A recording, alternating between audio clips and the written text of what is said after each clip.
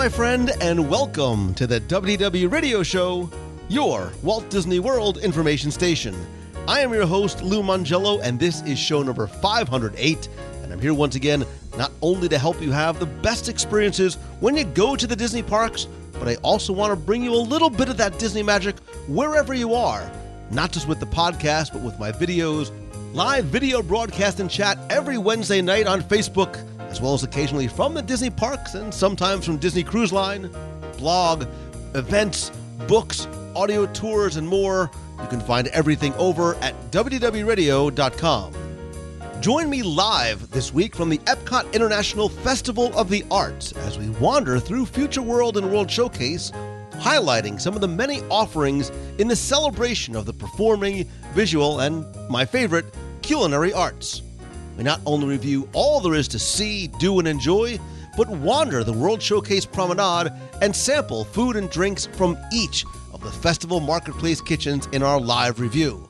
I'll then have the answer to our last Walt Disney World trivia question of the week, and I'll pose a new challenge for your chance to win a Disney Prize package. Then stay tuned to the end of the show. I'll have some more information about upcoming Meets of the Month and On the Road event, your voicemails, some additional updates, and more. So sit back, relax, and enjoy this week's episode of the WDW Radio Show.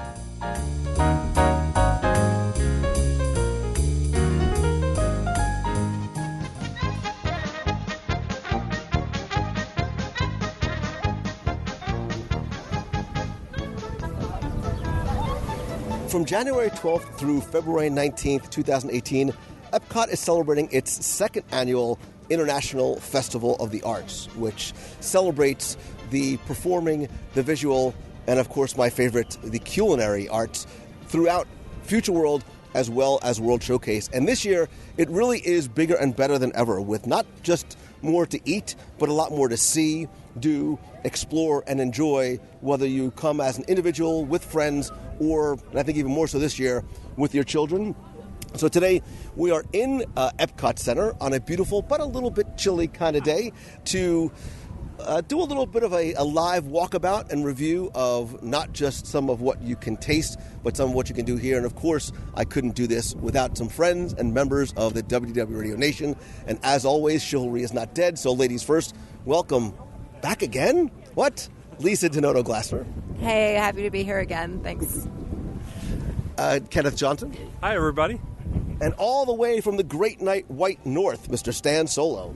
Yes, that's enough about the introductions. Let's go eat. See, and this is why we're friends. So as I said, this is the second year, I believe, that this festival is on.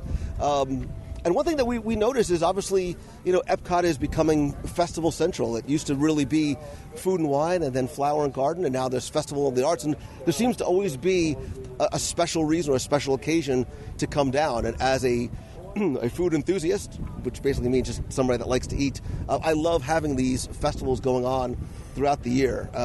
Is this something that is an attractor to you guys? Do you make a special trip out or a special trip down just for some of the different festivals? When I wasn't local, I don't know that I would make a special trip down, but it was always something interesting to do. As a local, it's fantastic because it keeps the parks, not that I wouldn't be coming anyway, but it keeps the parks interesting. There's always something new to see here, and, it's 6 weeks festival, and then we've got Flower and Garden to look forward to, and, they're definitely keeping the offerings interesting throughout the year. Yeah, I'd agree with Lisa on that. I think for me, what I love about it is it makes the parks a little more interesting to those in my family that aren't quite as big of fans of Disney as I am, and it helps me get them out to the parks. Yeah, I could speak for someone that comes out. I try to go out once, maybe twice a year. The festival is something that I would look at to see if it's going on when I'm here, and I'll check out things that are happening before I come out. As someone that's coming out less often than I do as a first-time visitor, it's an extra bonus if you just happen to hit it. But honestly, I wouldn't plan my vacation around it if it's your first-time visitor, because everything is new to you and everything is exciting. Yeah. But I think it definitely gives you a reason to keep coming back to Epcot, especially if you are a food person. And, Food and Wine Festival was always my favorite, and then I really came to love, and right now Flower and Garden is my favorite because I think it combines just the right number of marketplace kitchens, which is about 13 to 15, the same about this year, as well as things to see and do. And I think that's what the festival this year really has ramped up in terms of not just passive things to watch, but actually things to participate in. The entertainment offerings are a lot more. I think, again, there's a lot more stuff to take part in. So if you, again, like the Food and Wine Festival in Flower and Garden, you do get a festival passport when you come in, which not only outlines what is going on at the different kiosks, but as well as some of the merchandise and festival experiences that you can do. So they've broken it down and color-coded it so that there is fun for everybody throughout the parks. There's a ton of new photo opportunities where you can sort of insert yourself into some classic art. There's Kid Cot fun stops. New this year is chalk art, Figments Brush with the Masters, as well as an art walk throughout World Showcase. And then there's probably 20 or so different festival experiences throughout, again, both Future World and World Showcase. Before we get to some of the entertainment, let's talk about some of the things that you can actually do here. Have you guys participated in anything other than just the dining aspect? Yeah, I mean, I know there are a ton of workshops and seminars. I haven't had the opportunity to do any of those yet because I've been here with my kids when we've been visiting. But I think there's a mural that's out each weekend and throughout the week that you participate in painting. It's a huge paint by number. I think there's been one with a lot of different figments in it when it's finished. There's one that's a very long monorail.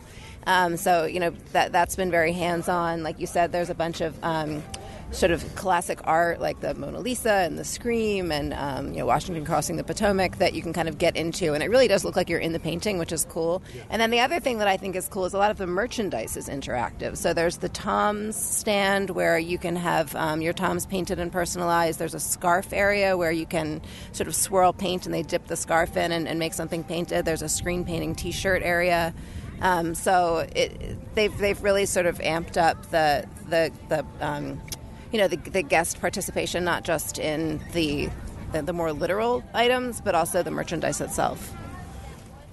Yeah, and if you look through your Times guide, which I think is super important, it just seems like there's so much more and such a wider variety of things to do. So there's workshops, including, and when you hear workshops, one of the things I was really surprised at is these switch oftentimes from week to week. So there's an ink and paint animation workshop, an artisanal spice artistry workshop, watercolor love, floral arranging, whimsical teapots of clay, from script to screen, developing stories at Disney Animation Studios, burlap wreath making. There's also an animation academy. But the other thing, too, that I think is really attractive this year, and even before we started recording, we were talking about some of these, they have a number of seminars, and these vary throughout the different weeks, which, again, as a local is a reason to keep coming back.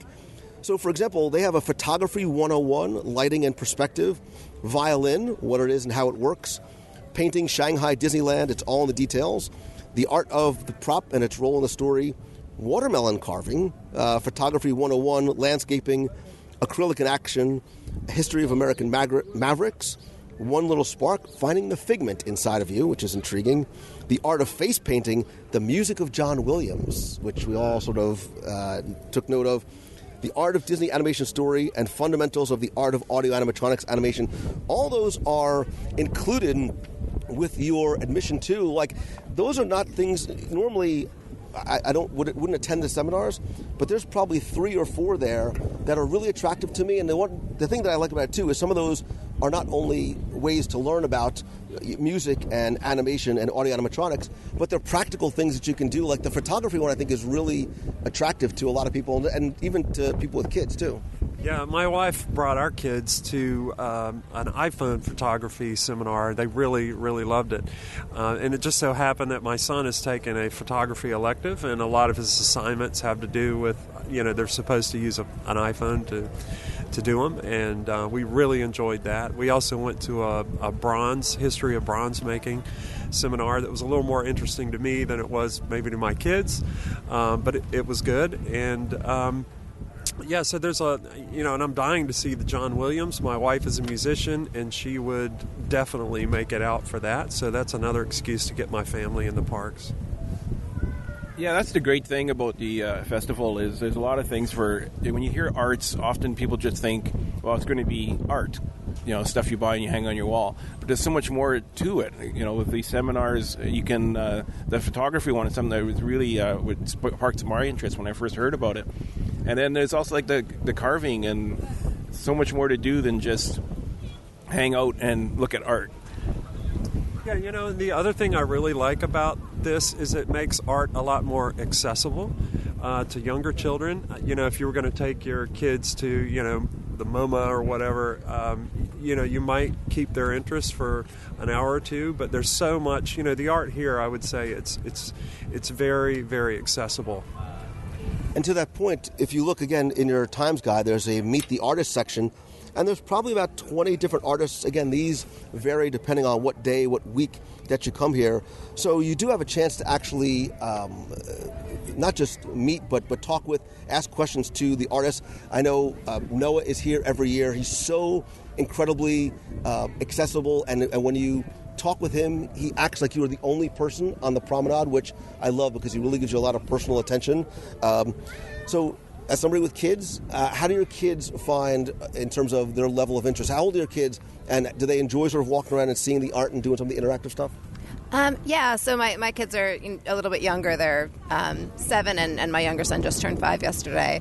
They're not going to be, standing there necessarily, chatting with the artist and critiquing the art. But at their age level, it's there and it's accessible. And, there's gorgeous art, that incorporates the Disney characters. And there's gorgeous art that, that's sort of more standalone. Yesterday when we were walking through, there was, an artist sort of, live painting an incredible life-size Darth Vader. I think that, the point is so true that, art is accessible on all levels, and you don't need to be, staring at, Botticelli in order to appreciate what, even though you can participate in one and stand on the half shell in this festival, like you don't need to be looking at something that's, considered high-level classic art in order to be participating and understanding it. And what's nice about the tents, the pop-up tents, is that they're not galleries where you don't feel like you should dress up and have to go to it. I mean, it isn't Disney. And when I was walking around the other day, I asked one of the artists, I says, I really love this piece, and it was way out of my price range. There's no way I could ever bring it home. But I asked, is it okay if I take a picture of it? And he says, oh, by all means. He says, we're not a gallery. He says, we're not going to forbid you from taking pictures of it. He knew I wasn't going to go and make a calendar out of it. But at the same time, it was neat that I was able to do that. Yeah, and again, I think what I like about this festival is you can make it as interactive as you want with the different seminars, with the workshops, which you do need to book in advance. They run about $39 per person. But there's also like fun animation academy classes, which are taught by Disney artists. I think, Kenneth, you were saying, we've seen artists that we know who are here. Those are included with admission. And as we were walking by the...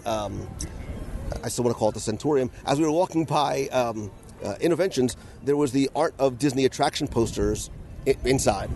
Yeah, no, those are awesome. They're inside the building, and if you walk through, basically it's grouped by attraction, and then it shows you the poster for each park throughout the world. For the Dumbo ride, you'll see in each of the parks, and Small World, and Disneyland and Disney World, and the classic posters. Tron, obviously, in Shanghai was really cool to see. And then there's even a picture of Walt sort of standing with a very serious look on his face in front of the Disneyland posters that you're looking at, from back in the day. So yeah, that was one of my favorite things. And you would mention too the Artists of Tomorrow, which is a gallery of student arts, which I think again lets kids know that, like you said before, you don't have to be. They can. I think it might inspire them to be a little bit more creative, knowing that maybe their stuff could be on display here too. I think there's a certain power in putting a nice frame on a child's piece of art. I mean, I like to do that with my own children's art at home because it, makes them realize that what they've done is real and is real art. And the kids are amazing. I mean, there's butterflies drawn by 5-year-olds, and there's double exposures that are up by 10-year-olds, and some sculpture, and it's so creative and so beautiful. And that was the ride posters and the Artists of Tomorrow, I think, were my 2 favorite exhibits to walk through. Yeah, I think just in general, the Festival of the Arts is a great way to get your kids interested in art, get them interested in creating for themselves, and also exposing them in fun ways to great art. And again, the art, like we said, is not just art that you hang on the wall. As we were walking in, there was a community arts showcase, so There were student bands from some local schools that are here. There's a lot of performance art, too. The Epcot living statues, which remind me of old, Pleasure Island. And then new this year is Art Defying Gravity, which is sort of a mini Cirque du Soleil show with, incredibly well. They probably are not eating the same way I am on the promenade, considering what shape that they're in. And, of course, there's also the Disney on Broadway concert series at the American Gardens Theater, where you'll find talent that comes directly from Broadway. They'll perform songs from Lion King, Aladdin, Little Mermaid, and Tarzan. Have you guys stayed for any of the evening shows? Yeah? Yeah, I stayed for the one evening show, and I wasn't expecting much, to tell you the truth. Going into it was more of I needed a rest and to sit down. I thoroughly enjoyed that show. The singing was like something I've never really even heard before. And I go to a lot of concerts and whatnot with the symphony orchestras, but it was amazing show for sure. And what I found, too, is when I've come to the festival in the past, there are some things that I'll go through and I'll make it a point to see. But I think there's something to be said, too, for not necessarily like planning your day in Magic Kingdom, just putting the book down and wandering the promenade and experiencing what you just happen to come across, because there might be a live performance, there might be an artist, there might be something going on. And I think that beauty of the unexpected discovery here is part of what I like about this festival in particular, especially because it is so new and there's a lot of things this year that we haven't seen before. Yeah, I'd say in general that's what I love about Epcot. I tend to plan less here. There are only a few attractions in Future World that my kids make me, go on. But you get more of a sense of being in a park and, having a festival of the arts and being able to just stroll around and experience things that you don't expect. It's definitely a different park experience. One thing I do like, though, about the passport, which has really sort of continued to grow, is now this year, in addition to stickers that you can put in for the outdoor kitchens that you tackle, whatever you want to call it, you can actually get completion stickers for some of the other interactive art stuff. So, Lisa, you've been here 3, 4, 7, 11 times so far. Is that one of the things you're trying to do is sort of get that complete passport and complete passport sticker when you're done? Yeah, I love the way that it's set up where the activities, too, are sort of, either have their checklists or their stickers that you can earn, quote unquote, throughout, not just for, I do love earning my stickers for the food booths, but no, it tells you what you haven't done yet, and it makes it fun for the kids, too. They like to kind of flip through and see what we haven't checked off yet. And then I'm sure we'll get to it, but in the back of the book, there are these really cool, throughout the various countries inside, you'll find it's like an etching rub. There's a little square, and it tells you, because for Mexico, for example, it gives you a little bit of history about the skulls and talking about, I think it mentions cocoa, and you got the totem poles for Canada. So it teaches you a little bit about what the that style of art is. There's the kawaii culture, of course, in Japan, and then they let you go through and you do a rubbing on the wall to make your own image of that art right in your passport, which has been fun for the kids. So before we get to the good stuff, which is really why we are here, now that we've timed it just so that the marketplace kiosks are just about to open, is there one thing from a visual arts or a performing arts or anything else that's going on, other than the food, that you think is a must-do or was a favorite of yours or an unexpected surprise? For me, the unexpected surprise was the Broadway show. I was completely blown away by that show, and I definitely want to check out all the attraction posters as well before I leave. Yeah, the attraction posters and the children's art for me were sort of the two unexpected grabs. I wish those attraction posters were for sale because they'd be all over my house. They're just so cool. Aren't they still for sale? Can't you do print on demand at Art of Disney anymore? I don't know if you can do that with all of them. We'll have to take a look. If not, in my garage, I have every single attraction poster still rolled up. Oh, so wow. Check eBay soon.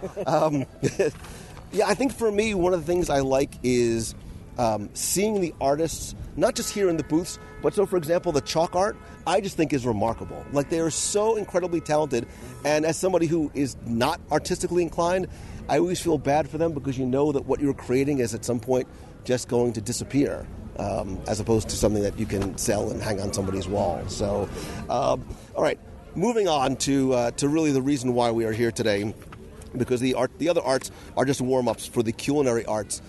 We've all sort of been at least sort of wandered the promenade once before so far? Are there things that Lisa's laughing hysterically? She's like, only about 11 times.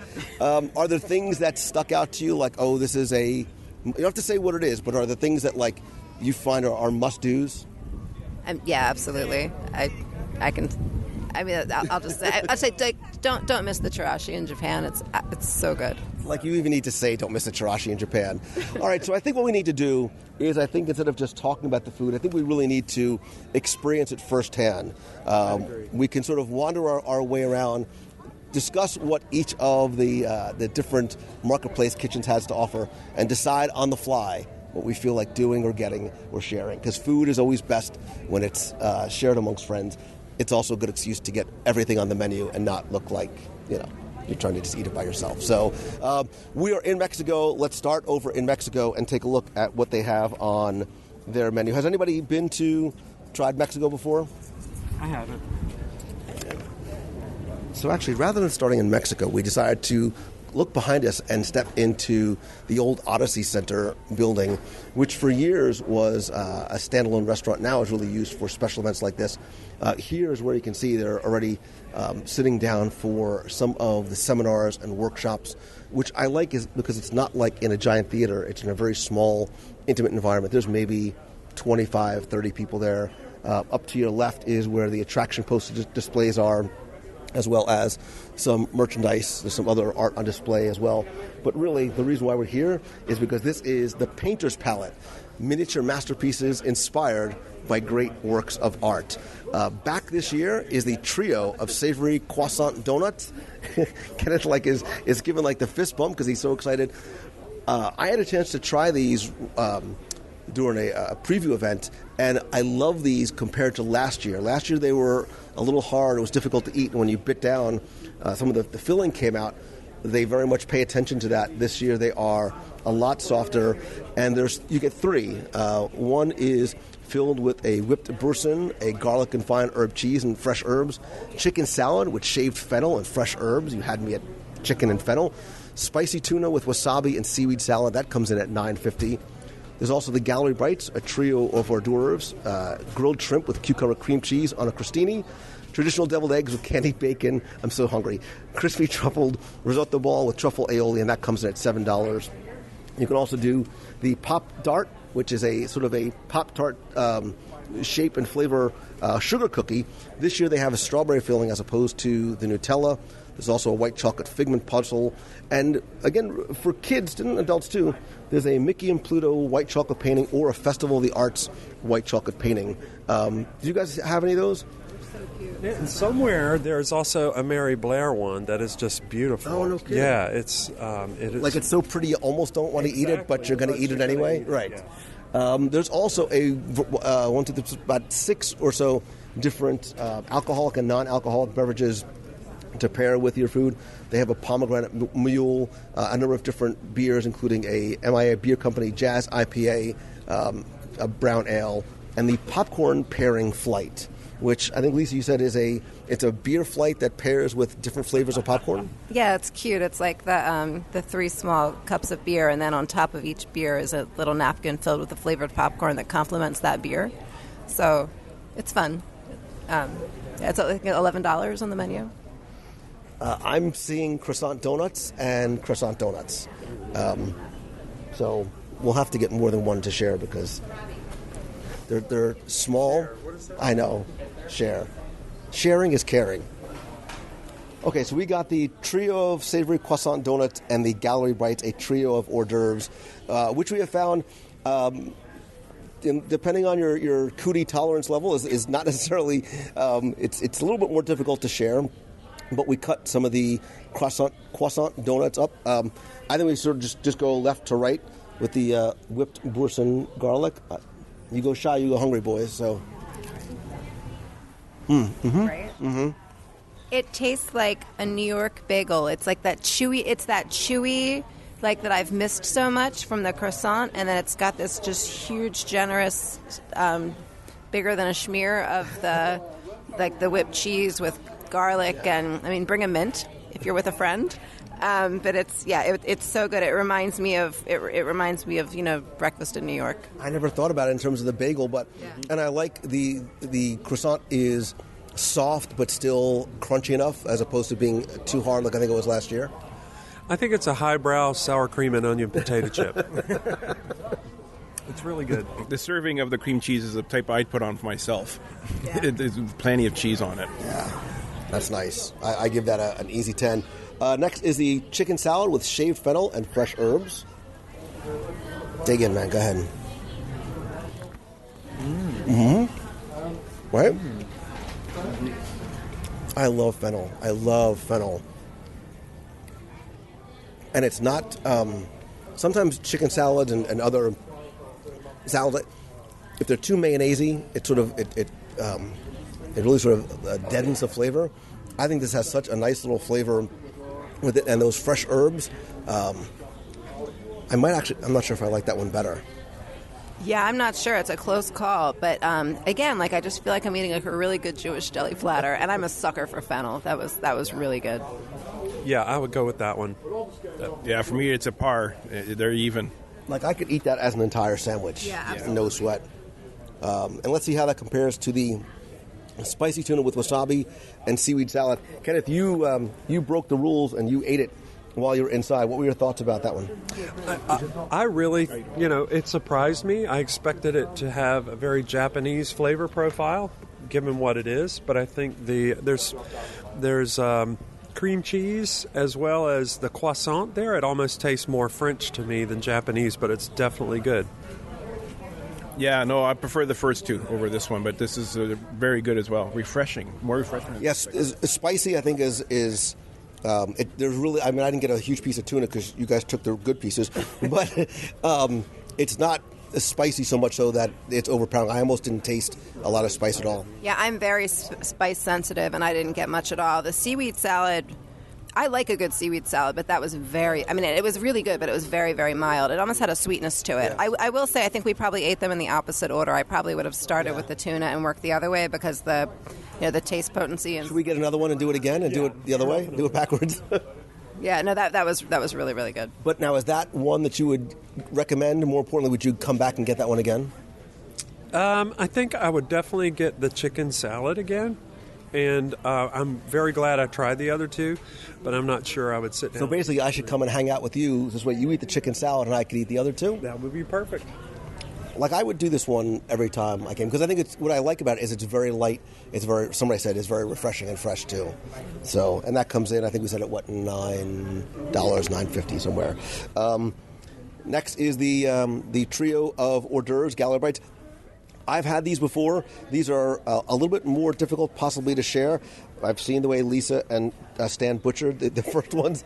But you get a small rice ball, probably about the size of a golf ball, a deviled egg with a huge slab of bacon on it, and a little sort of crostini with two really nice size pieces of shrimp on it as well.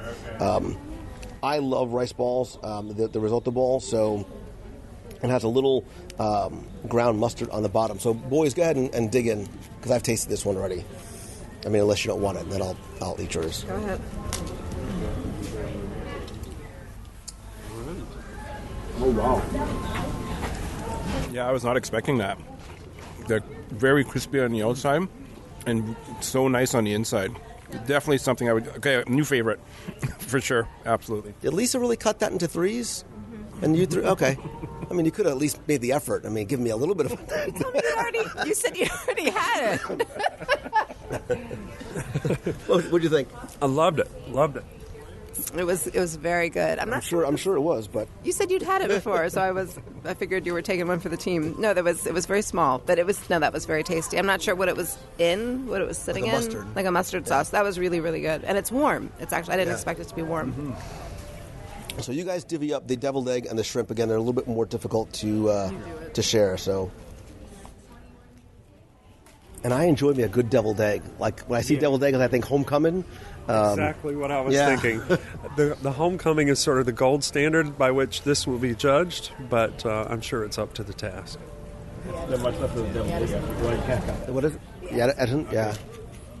All right, Kenneth, go ahead. Start. Just jam your hands in there, man. We're all friends here. Don't be dainty. Piece of bacon. Atta girl.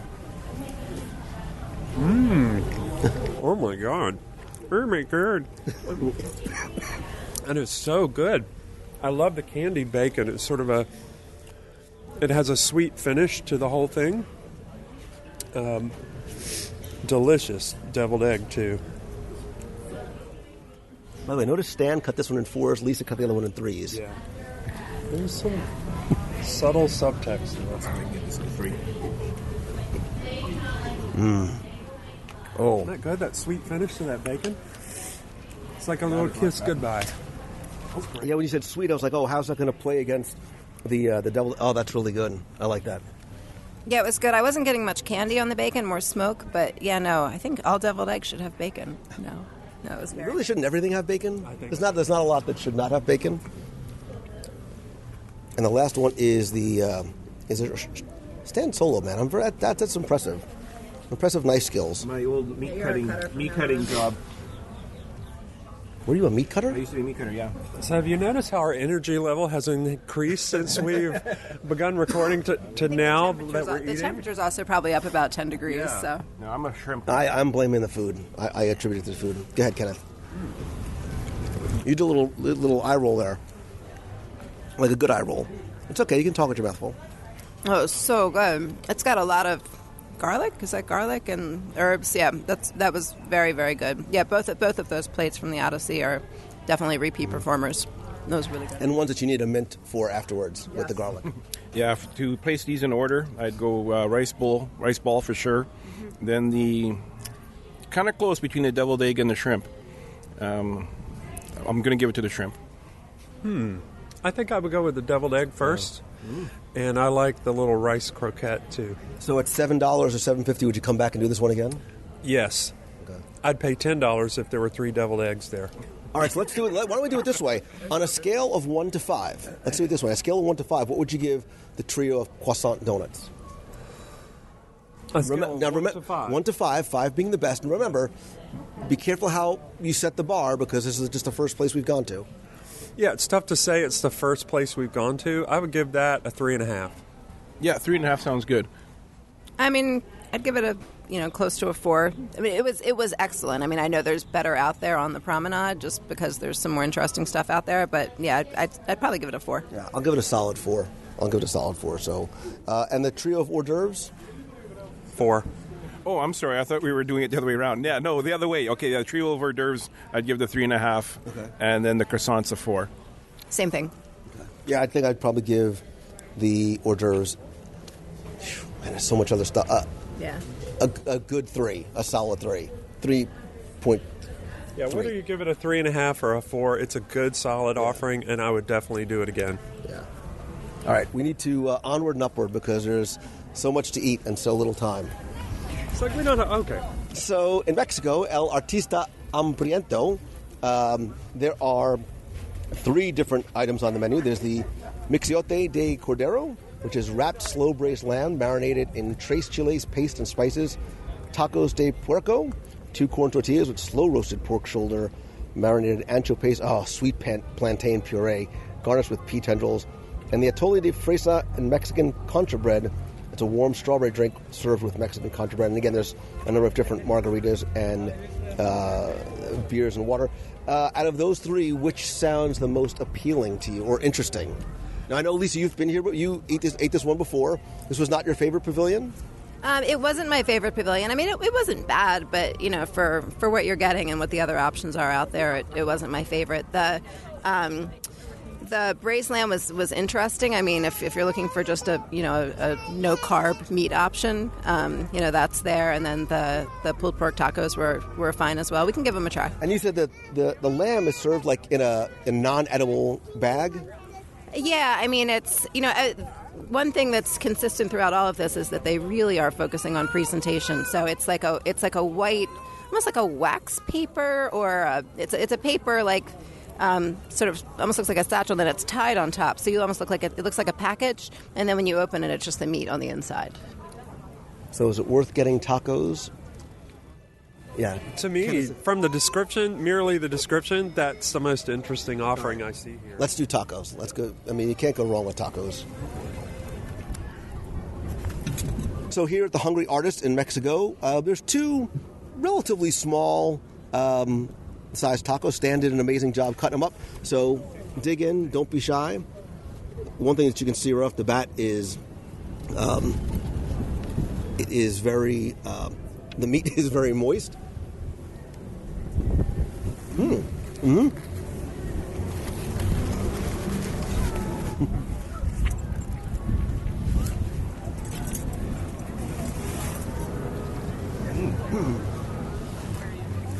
So,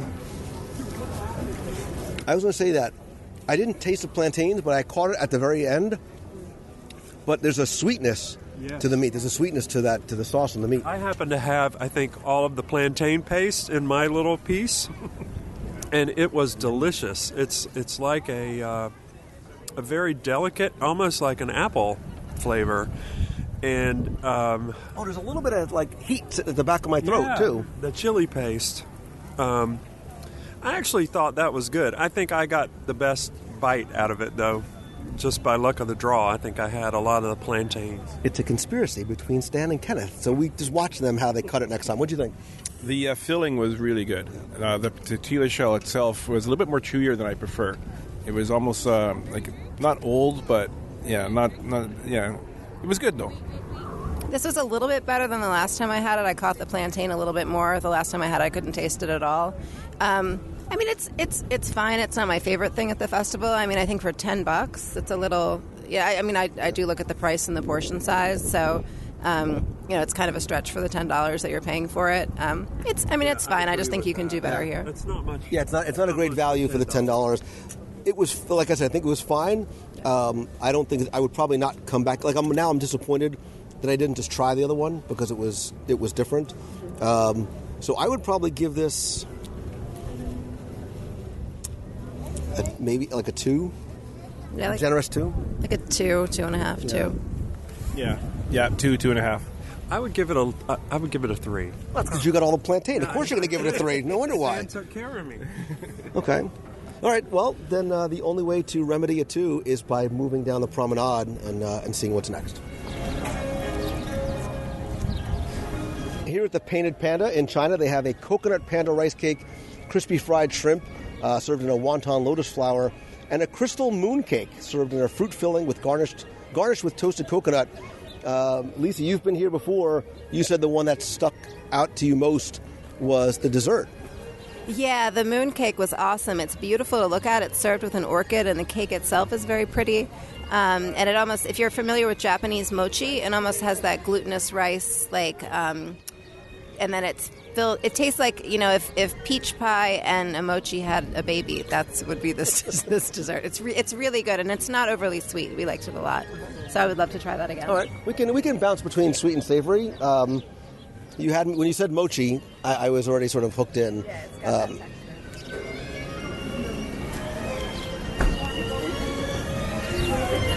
got that Ni hao. Can I have a crystal moon cake, please?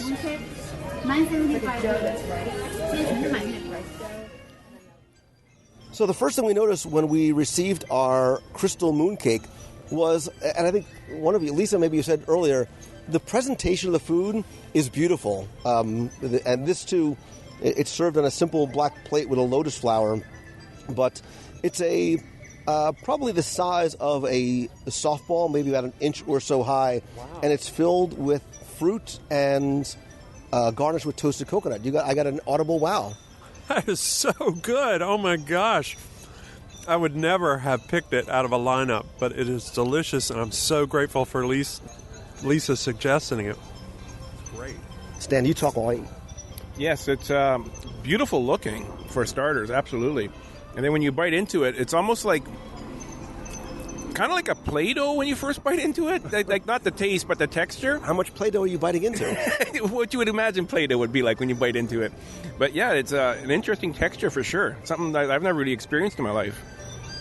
Yeah, this is one of my favorite desserts that I've had here. It's if you're familiar with mochi, it's definitely that chewy texture, and then there's like a soft peach actual peach filling.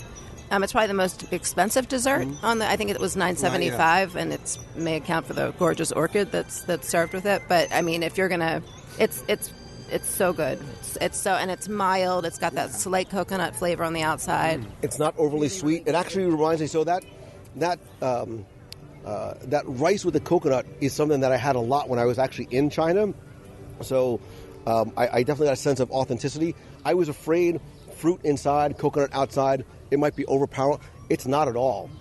Even the fruit inside is very, very mild. Like, I would absolutely do that one again. Yeah. And I'm not normally a sweet guy. So give me your number rating. In terms of sweetness, it's like it's probably not as sweet as the plantain paste and the tacos. I really don't. Talk about the plantain paste I didn't get to try. It is great. I would give it out of 5 a 5.5. Wow. Yeah. Wow, 5.5. That was great. Yeah, I'm up there 4.5, 5. Like I said, it's probably my favorite dessert on the promenade. Yeah, I'm going to go with a 4 on this one. It was very, very good, absolutely. I almost want to give it a 5 because, again, I'm not normally one for the desserts here, so I imagine this being at the top or near the top of the list. So I would give it a solid 4.5, even teetering more on the 5 side. Like, I would come back and absolutely get, especially when it's warm out, that would probably be so nice. So that is definitely that's definitely a winner. But it was also so 30 seconds ago, and we need to move on because we're not even halfway done yet. So just before Germany, as you sort of go clockwise, coming from Future World, is Cuisine Classique, which are braised dishes inspired by classic art of the 18th and 19th centuries. It includes a red wine braised beef short rib with parsnip puree, broccolini, baby tomatoes, and aged balsamic at $7.75. The seared corvina, served with braised ratatouille and a lemon thyme beurre blanc at $7.50.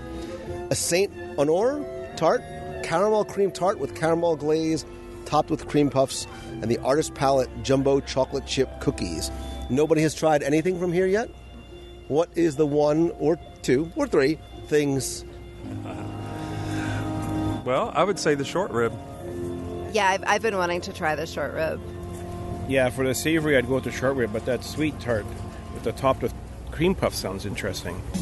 Well, I mean, if we have to, we might as well. All right, so we'll do short rib and tart. Okay. Are you also staring at the corvina? Is that what you It is gluten-free. Well, I like a little gluten in my corvina.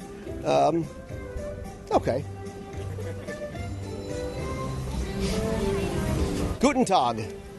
Let's just make all this happen. The short rib, okay. Corvina, tart, por favor. It's going to be $21.25. Duck rabbit milk stout. Is this like a dipping? Yeah. What? Wait. It's like a puree. It's a celery root puree. Is that right? So we just need to cut these.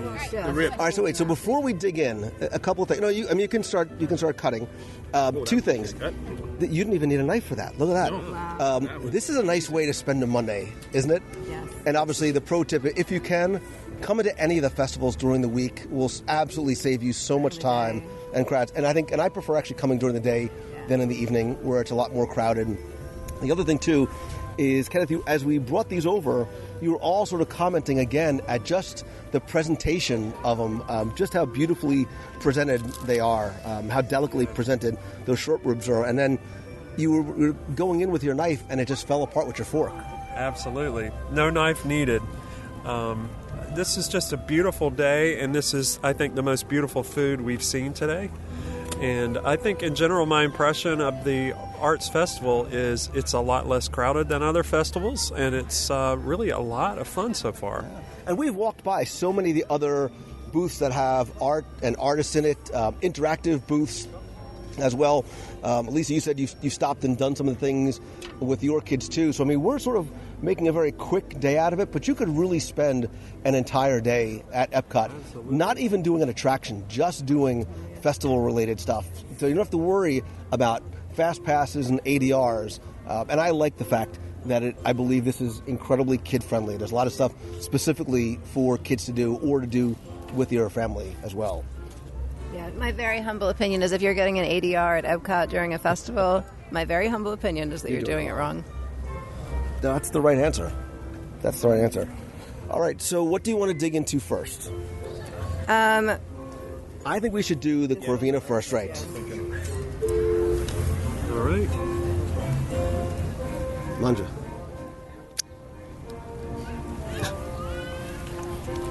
So the Corvina is a nice piece of flaky white fish served on top of a bed of ratatouille. Nice sized piece of fish. Again, the four of us are sharing this, having a pretty hearty sized forkful. Thoughts? It was delicious. I tend not to gravitate to the heavier stuff in Florida heat, but today's a perfect day to be eating it. Really healthy portion. The fish was delicious. Yeah, that was fantastic. Yeah, okay, I got my new favorite now. Wow. Absolutely. That is amazing. It was. It was really delicious. The fish was extremely light. The ratatouille, the tomatoes in the ratatouille, very vibrant flavors. You know, the scene in Ratatouille where the critic tries the ratatouille and he goes back to his childhood, it was kind of like that. It's delicious. So I felt like this was like a comfort food. Yeah. Is exactly what it felt like to me. It had a really nice flavor. It was not too overpowering at all. Because I was eating vegetables, I felt like I was eating healthy. And fish? And fish, what would you... And the fish was super flaky, not very fishy at all. The flavor, it's the flavor of the fish that comes through. It's not laden with any sort of heavy sauces or creams on top. What would you give that? I want to give it a 5. I do. I know there's other good stuff coming, and it just depends on what you're in the mood It's a free for. country. You give it whatever you want. No, I mean, I know there's other good stuff coming, but like if you're in the mood for some good solid comfort food, that was a solid 5. Right, and don't judge it based on what you think. You know, it has to sort of stand on its own. So if it's a 5, it's a 5. I would give it a 4 just because I'm staring at the short rib right now. That's true. No, that's my 5. That was amazing. I'm going to have a couple more of those later today. I mean, there was a lot that I liked about it, from the flavor of the fish and again, sort of that sense of the comfort food. I really liked, so I would probably give that a solid 4.5. So now dig into the oh so incredibly tender. If we can. And look, I mean, even you dig your fork into it and it falls. Yeah. Oh. Oh my God. Okay. I think we're going to have to add a point to our scale. If we gave that a 5, we need I'm going to change my. I'm changing my opinion. I'm changing mine. The Corvina just went down to a solid 4. Yeah. That short rib, that's tough to beat. Yeah, if we're working on a 5 scale, I'm sorry to the Corvina, it's going to have to get bumped because that braised short rib was. What is this paste? I think it's a celery root puree, right? It is so tangy. Oh. So you think it's a... Oh. And that, too, has sort of a comfort food feel to it. It's almost sweet, but it's more tangy without sweet. It's really, really good. That is unreal. Yeah, we got 2 5s at this table. Yeah. And that little broccolini. I think it is a root vegetable with some balsamic vinegar.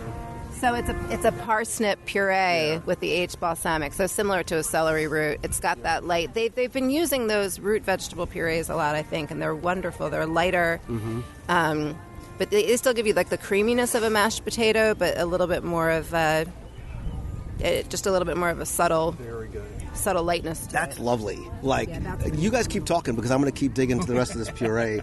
Is this my broccolini? Because I haven't. Have you had it yet? I've had it. I've had mine.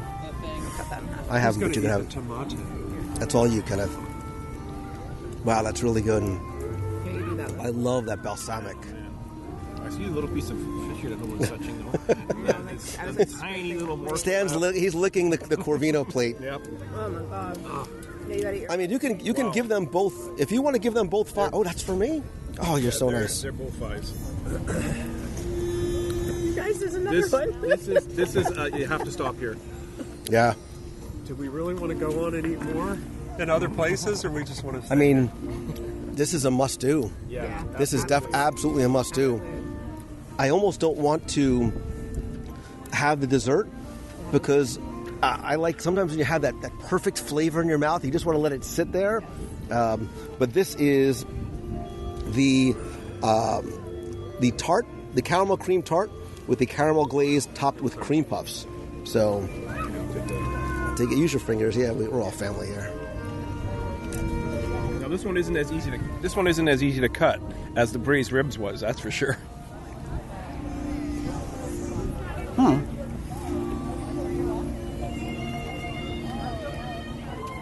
I will say,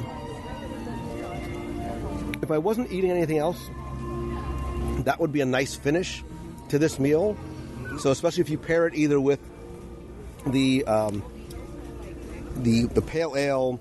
They have 2 pale ales, a stout, a couple and two different types of wines, and a beer braising flight too. I'm not a beer guy, but this right here. If we had sort of, and again, we'll sort of think back later on, but if you're sort of looking for the perfect marketplace in terms of 2 home runs and a dessert, this one's going to be really tough to beat. And I know that Japan is still coming. Yeah, I mean, I don't usually go for the super sweet desserts, so I mean, not a natural choice for me, but it's a full on solid sweet dessert. It was very good. It was very good. I like the dark chocolate and the sweetness of the caramel. I'd give that 3.5. Yeah, about a 3.5.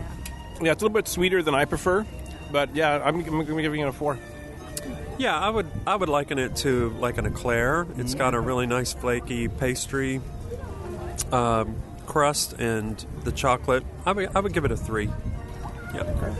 This is a winner. This is Cuisine Classique. Like it's going to get a special gold star in the book. But we're still not at the halfway point, so saddle up. You can hear from the music in the background that we have reached the motherland, and it's L'Art di Mangiare. It's Baroque-inspired dishes that celebrate the art of eating with dramatic flavors and rich colors. Everything on the menu I cannot pronounce, although I am Italian and took 2 years of Italian. It's involtini, whatever. It's a basil-scented salmon roulade with purple rice and romesco sauce. That comes in at $12. The sformato is tomato and eggplant terrine with a fior di latte mozzarella. And the crema frita is cream fritters with peach and arugula pesto with amarena cherries. That comes in at $9. So there's the salmon roulade, the tomato and eggplant terrine, and or the cream fritters. Anything? Yeah. And if we don't have to hit every kiosk if there's nothing that's. I'm trying to look and see like if anybody else is walking out with it to see what it looks like. Yeah. Thoughts? I'm just seeing everyone with alcohol walking away. Yeah, so there's the Amaretto Bellini at $12, the Vodka Rossini, which is vodka, strawberry puree, and Prosecco.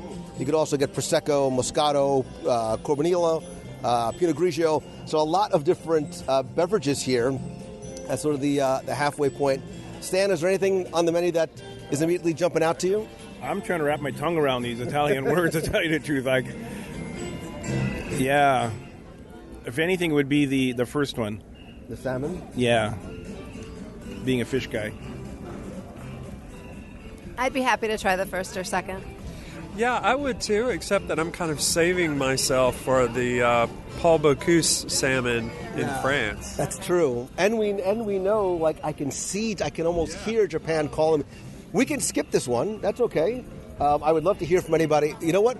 This is reason to come back. We'll come back and do part 2 at some point. And that's the great thing about the festival is you don't have to hit every single one. You can't. I mean, you just can't do it, or else you're going to look like me. Yes, exactly. Or me. So as we walk by, we just saw that there was the Scream and Mona Lisa, these sort of vignettes that you can put yourself into where they have PhotoPass photographers.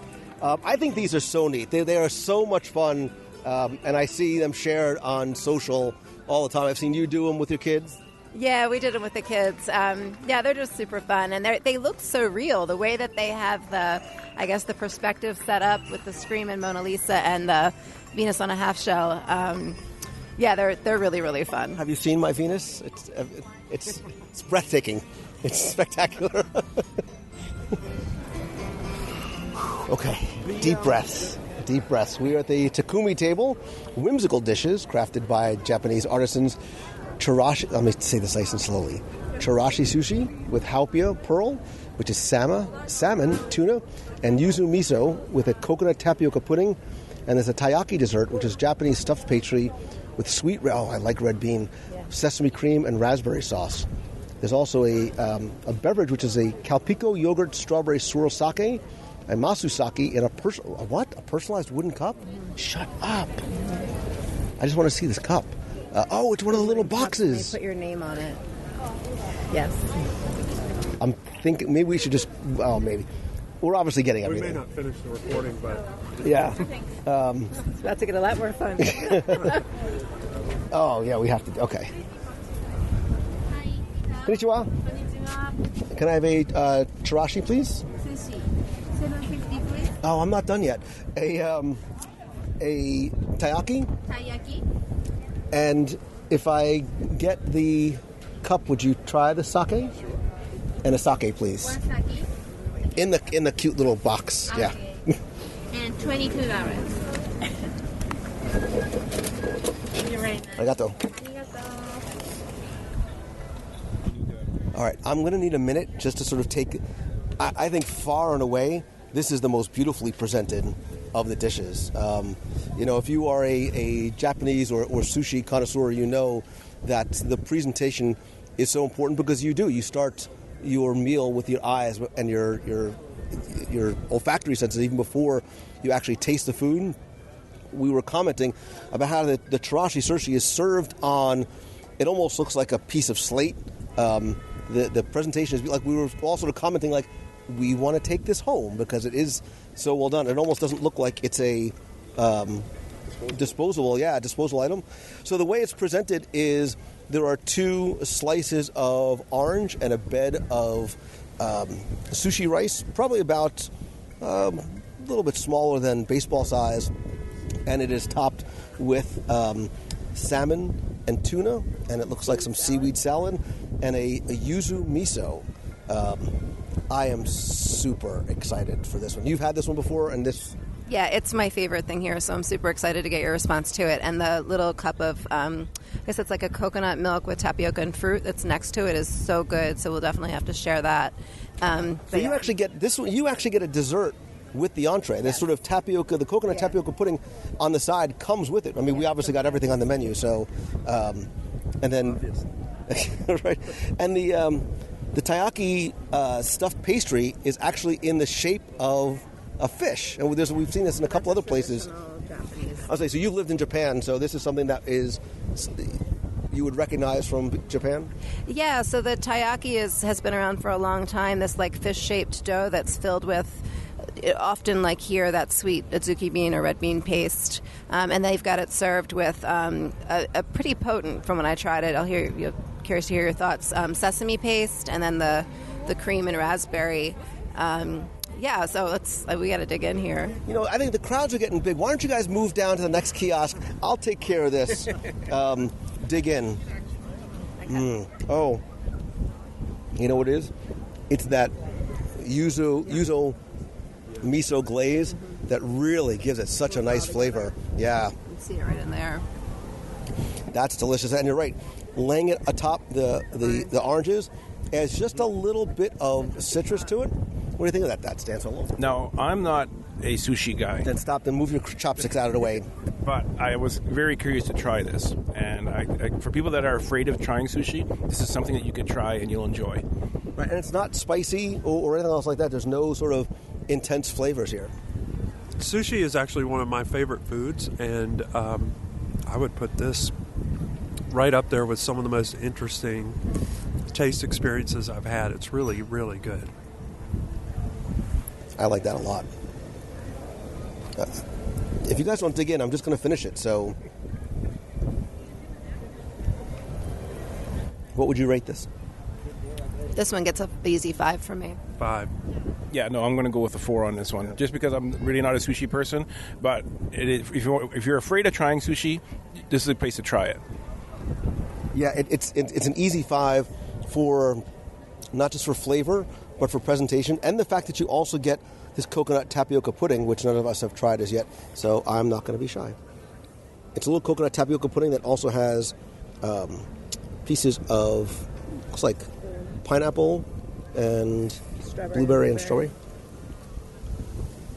Oh my. Stan, you're not going to like that. Kenneth, don't even bother. That's delicious. Yeah. Yeah, it's a tough thing to split 4 ways. I mean, you almost want to take it like a shot at the end of your chirashi if you're eating it alone, but it's so mild, and I mean, it's a very light lunch in itself, just this one plate. What was the price point on this one? This one was only $7.50. So I thought this was more than that. So I think this is again, compared to some of the other ones, yeah, value-wise, absolutely. Hands down, this is so good. When you look at the tacos were like 10 and this is $7.50. I mean, this is way better. Yeah. It's I think you guys fantastic. like that piece of tuna there, too. We're trying to, yeah, you eat it. You eat it. And I love it on the oranges. It adds the most subtle, but definitely there pop of citrus at the base of the rice. And if you try underneath the tapioca pudding, there's like a sweet, citrusy, almost like a glaze underneath there. So good.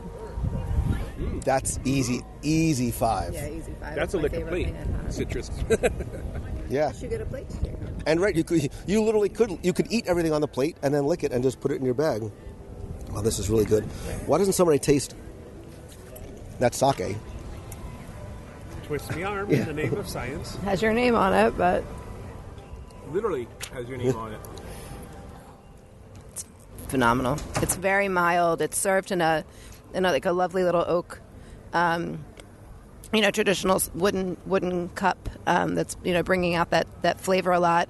And it's cool. They actually take a Sharpie and will put your name in Japanese. So we've got Lou written here in Japanese on the side of the cup for him to take home.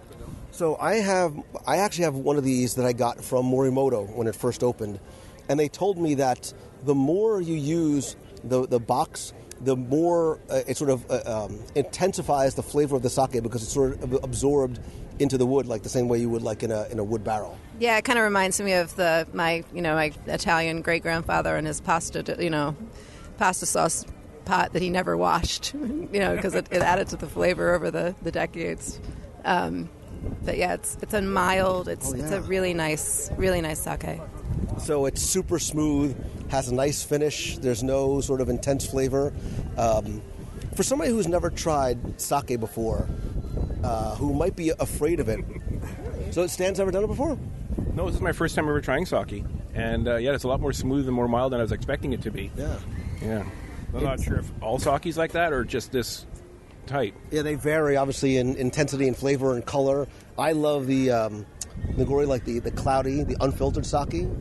I just think that's wonderful. But this is, like you said, it's very, very mild. It's not strong at all.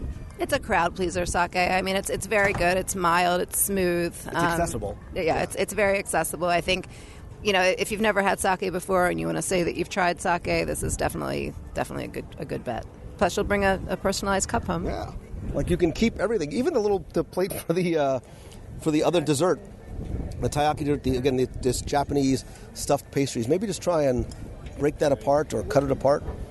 But it's and I'll post photos in the show notes and on Facebook. But the sesame is potent. So it's just a personal experience with having tasted it. The sesame paste it comes with is very, very strong. So it's good, but I wouldn't let your fish fall into it.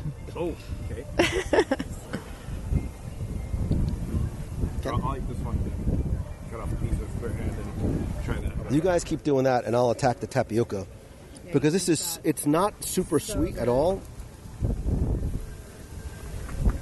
I really like this, and I'm tempted because since nobody else is going to do it too. Get a little bit of the sesame on there if you want. Those little baby tapioca pearls are just phenomenal. With the dessert, you get a generous dollop of whipping cream in it, that really adds to it. Raspberry. Wow. Yeah. I really like this. Yeah. It definitely stacks up even to the rice cake in China. It's delicious.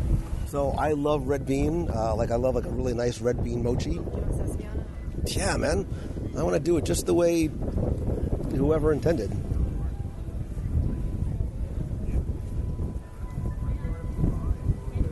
Yeah, it's better with the sesame. Mm-hmm.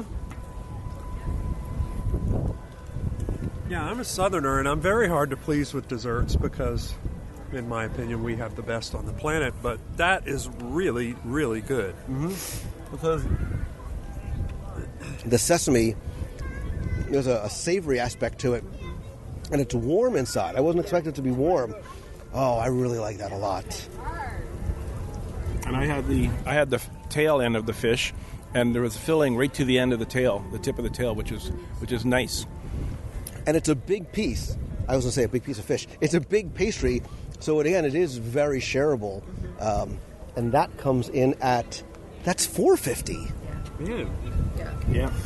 I give this 5 across the board for presentation, taste, value, top to bottom, hands down. Absolutely. Yeah, absolutely. I mean, this is the favorite. There are a lot of stands I haven't been to, but this has been my favorite consistently. We're going to rectify that first part today, but Yeah, I would agree, Lou. I think this, overall, for everything that's presented here, the value, everything, probably the best booth so far. Yeah, presentation is definitely a 5 on this one. It's the most beautiful one we've come across.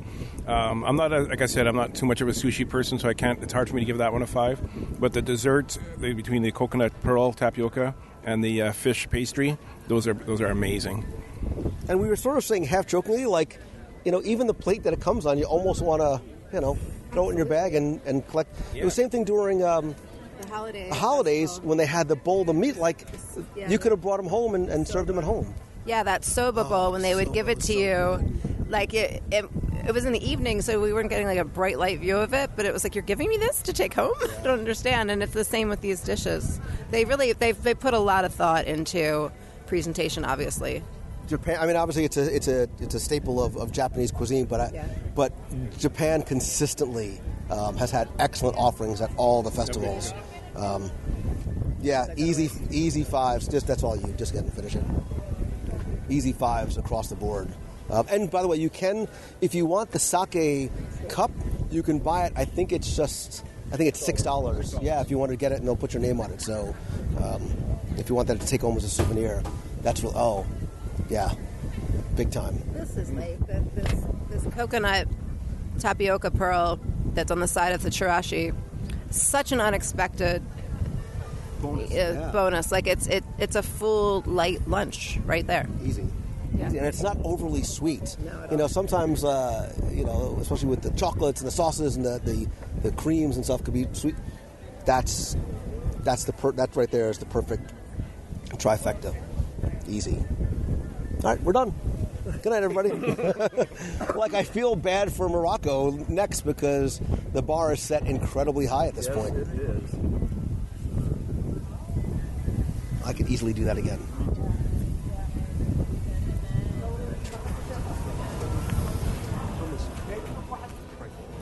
Mosaic Canteen, you're like in the Friday night 8 o'clock spot because this is really tough trying to follow Japan if you're going clockwise. This is a colorful feast inspired by Moroccan mosaics. There's a hummus trifle, which is layered hummus topped with spiced beef, pine nuts, and dried cherries with pita chips at $9. The Mediterranean flatbread with za'atar, olive oil artichoke, olives, mozzarella, and feta cheese. And chabakia, which is hand-twisted strips of fried dough coated with honey, rose water, and sesame seeds. And there's an Embrace the Arak. Sounds like something from Indiana Jones. It's Messiah Arak, orange juice, and grenadine. That is $8. Has anybody tried any of these? Yes? Yeah, I've had all of these. How many times have you been here? I like to knock out a slate when I come.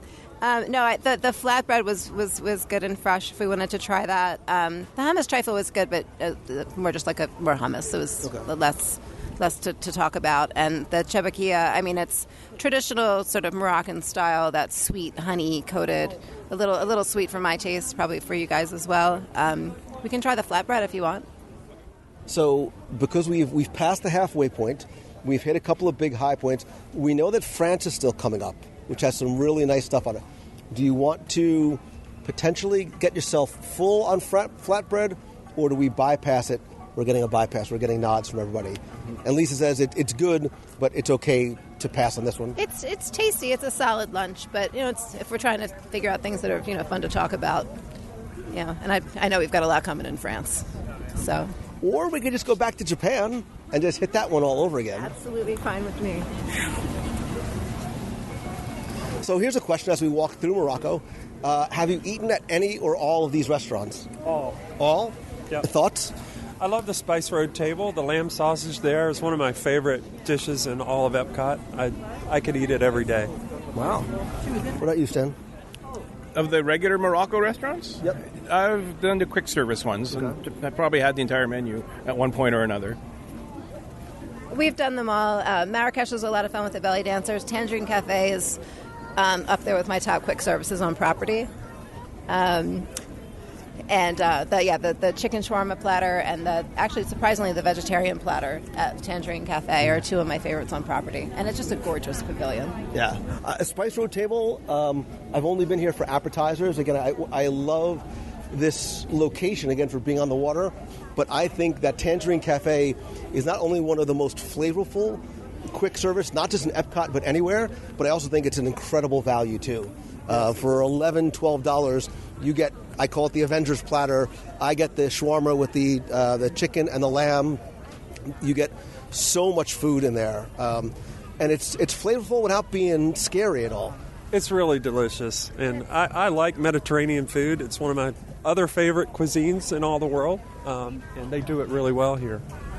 It's a fun place to grab a table too. You can kind of get a little nook and cranny spot, where the incense is burning in the back, and it's a nice place to sit down with a good plate of food. And again, as we're walking by, I love seeing all the different styles of art from the artists here, as well as the different festival merchandise.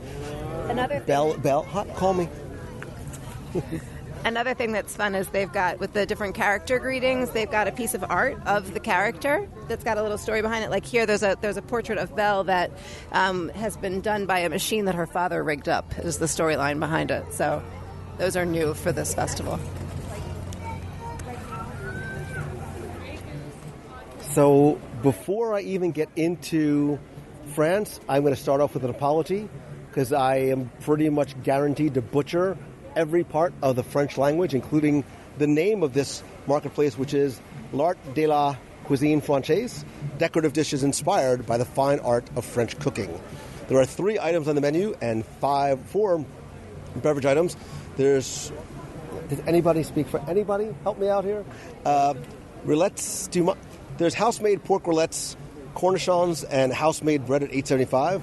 A salmon in a puff pastry crust, Paul Bocuse style, with spinach and beurre blanc sauce at $10, and a sunset mango and raspberry cake, Le Coucher des Soleils. All right, not bad. Which I've had all these, and they're awesome. That, again, not being a sweet guy, that sunset mango and raspberry cake is really a piece of art, but it's so light and so fluffy. Like me, I mean, I'm heavy and fluffy, but do you understand the point? There's also the frozen cocktails with Grey Goose vodka and peach puree, as well as a French sparkling Chardonnay. So as you look through the menu, quickly going to Google Translate to figure out what it all is, if anything. Has anybody tried anything here yet? I haven't had any of it. I know you tried them all the other day. I haven't had any, so I'm open to trying anything. I'm also a big fan of the frosé, if anybody wants to get a good drink on a hot day. The salmon and puff pastry screaming try me, just looking at the picture.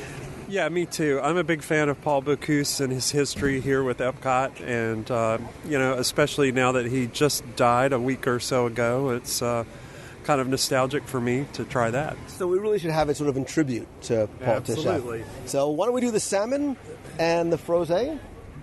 Okay.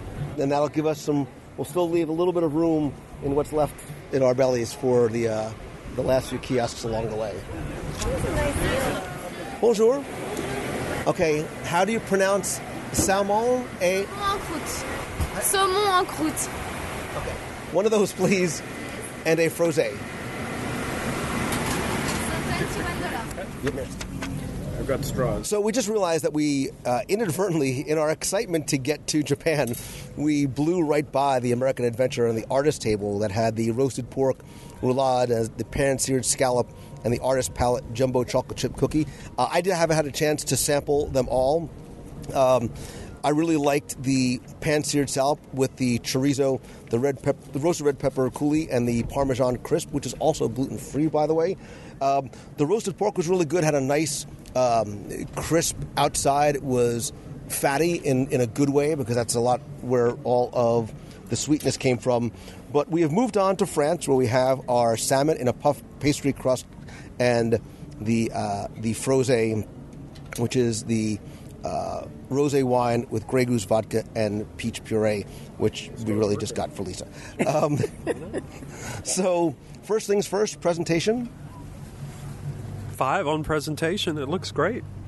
Really, I thought the presentation was a bit lacking after the presentations that we have come across earlier. Yeah, it set the bar high. I mean, I like the fact that it's not just a round puff pastry. The puff pastry is actually shaped like a little fish. But go ahead, go dig in. I've had this before, but I don't want to taint anybody's opinion. So, Ooh, go for it. It's a lot of food. Didn't notice I don't remember what the price was on it, but I'm especially noticing because we're cutting things into 4s, that we each still have a good few bites worth of food here. This was $10. Okay. But you're right, and again, especially for a piece of fish, it's a large portion. Much more shareable than some of the things we've come across. Wow. The sauce makes it.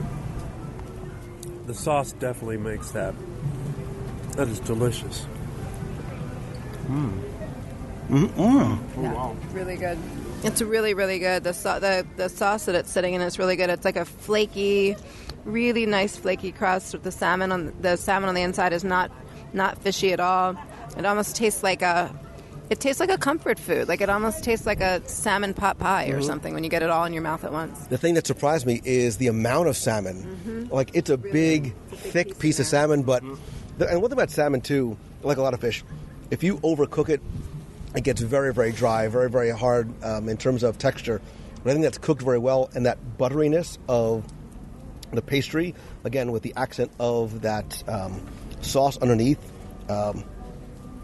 I like that. Yeah, if you're listening at home, mark this one down. You got to try this one. It was better than Cats. I would see it again and again. So, better than Cat. What would you give it?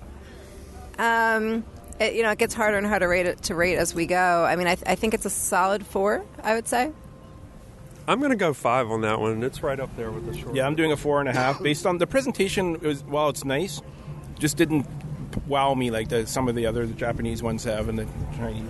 I think I give it a 4 in terms of the amount of food that you get. I think the quality of the fish there is excellent. Just going to eat the eyeball. That's all you. All right. That's all you. Tell us what it is. And so how is your little frozen frosé? It's not just mine. We've many straws here. This is the rosé wine with Grey Goose vodka and peach puree, different than what is normally served on the promenade in the wine and.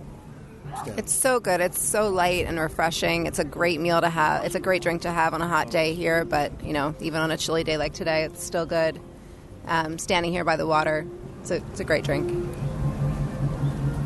and it's a decent serving, like for as drinks and prices going. Some of the price drinks are astronomical here. I think there's the margaritas in Mexico are $13, $14 each.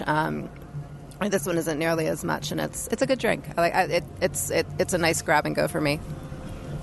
Yeah, it's sweet without being overly sweet, to the point that you can only have a few sips and then it becomes undrinkable. I don't like things that are too sweet that way.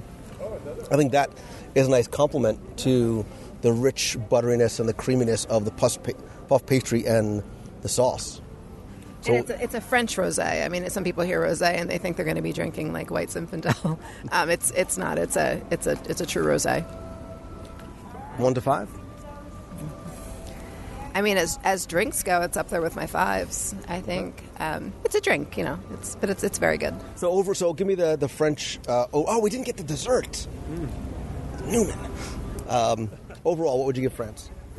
Well, based on what I had, I would love to have a glass of Sancerre with this salmon instead of that drink. I don't drink a whole lot of liquor, but I would give France a solid 4.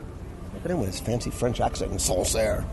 I don't even know what that is, but Yeah, no, the drink is really well. I'm giving that drink a 5. I'm going to give it a 4.5 on France overall. I'll also say it's a pleasure to eat France this time of year. I was saying to Kenneth that, it's very, very rare that I crave either France or Italy. Foods during Food and Wine or Flower and Garden, because in the Florida heat, I just don't like to eat heavy foods like that. But, this time of year, it's nice to be, to have the cool breeze and be able to want the French food. Yeah, this is now that the weather's warmed up, it's a perfect day for this. So we're giving the puff pastry a 4, and so we're giving overall 4.5 for France. All right, so grab your frosé to go, and we will make our way to the last few kiosks.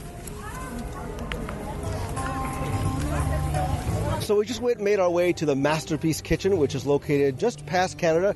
Interestingly enough, there was nothing in between France and beyond Canada, which is not necessarily a bad thing. I particularly like these, and I call it sort of a smaller culinary festivals, as opposed to the 30 marketplace kitchens that are out for Food and Wine. I think the quality of the portions, the quality of the food is better. I think the portion sizes are bigger. Certainly the presentation is on a much different level. And even the crowds are much different too. But here, these are artistically plated dishes. Again, presentation first. We're devouring with our eyes before we do with our palate.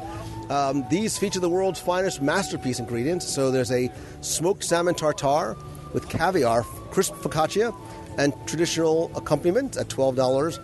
The vegetarian wild mushroom risotto with aged Parmesan, truffle shavings, and Zinfandel reductions. Charcuterie palette with artisan cured. You're making all kinds of yummy sounds over there. Cured meats and cheeses featuring applewood smoked beef, and a triple chocolate mousse with chocolate crunch, dark chocolate sauce, and gold leaf from Master Pastry Chef, which looks like a giant pyramid. And again, a number of different champagnes. There's a classic sidecar with a chocolate twist. There's a handprint Merlot and a number of other wines as well. As we were first approaching this, what were some of the things that were jumping out at you other than everything? Wow, you can say everything. The risotto caught my eye, but then you directed my attention to the tartare. So, yeah, it's really tough. They all look delicious, and gosh, it's going to be hard to choose.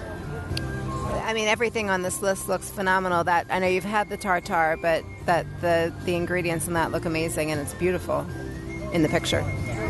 I'm almost leaning towards getting the tartare because we've had multiple salmons. We need to sort of compare salmon to salmon to salmon. What about you?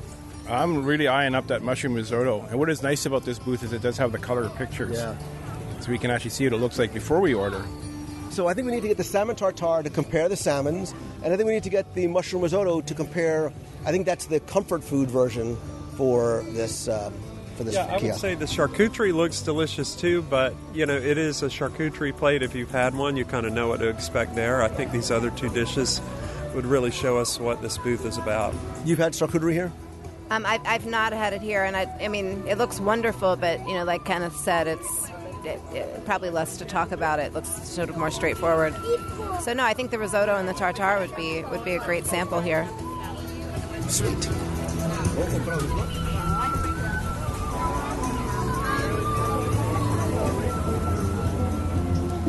So it's interesting, as we were served our plates, the first things I heard were, I can already smell, you can already smell the truffles, and was it you who just said it was the caviar that got you? Yeah.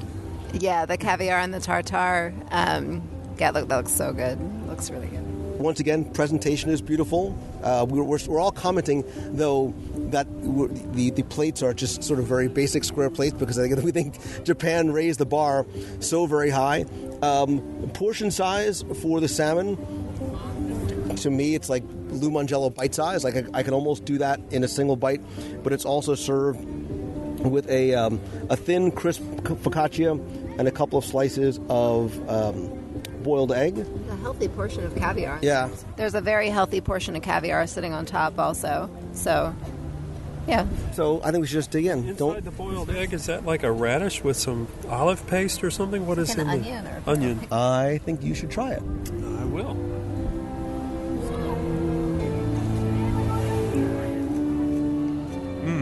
Yeah, it's olive paste, Okay. an onion, and it is delicious. There's 3 of them. Spicy.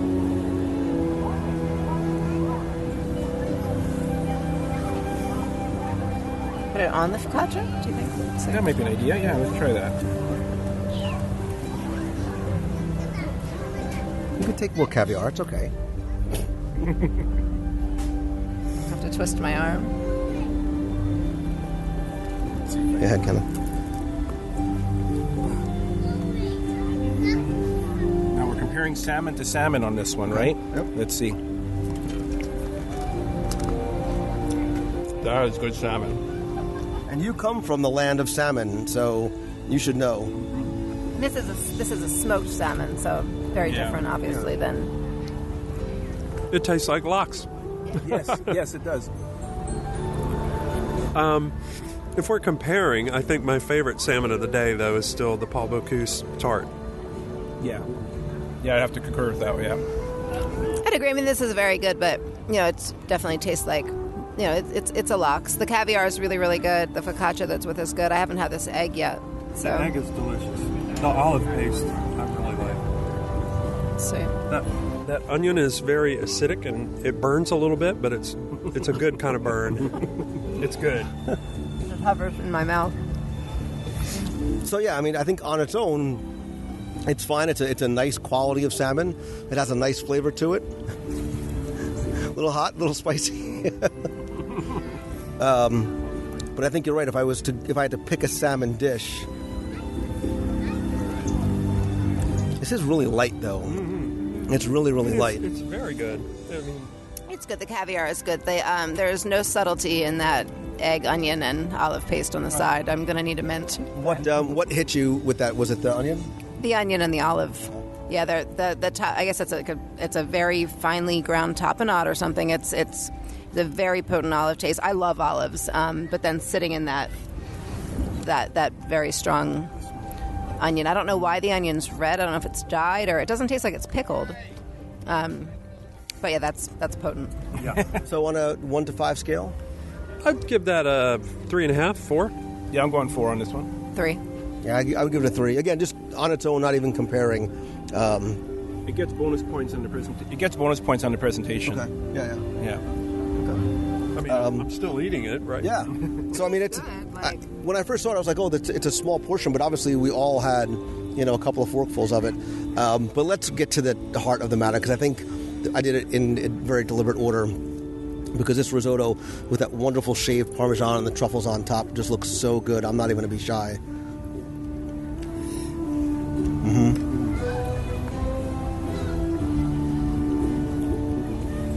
Oh, wow. Yeah. Yeah, you can taste the Zinfandel reduction and the truffles. That's what makes it to me. My mouth is forgiving me for the onion. That's wonderful. It's really creamy. It's not overly heavy. The truffle and Parmesan on top is great. I assume that's a shaved Parmesan. It's really, really good. Keep talking so I can eat more. I could have this for dessert, really. Well, it's not getting crazy. It's a savory dessert. Like a rice pudding, yeah. Now, this is a vegetarian dish, right? So, I don't know if it's vegan, but at least It's It wouldn't be vegan with the cheese. it's creamy, and you get that nice little bit of that sharpness from the Parmesan, and the truffles are phenomenal. Again, it makes me think of a comfort food, on a cold afternoon or a cold evening.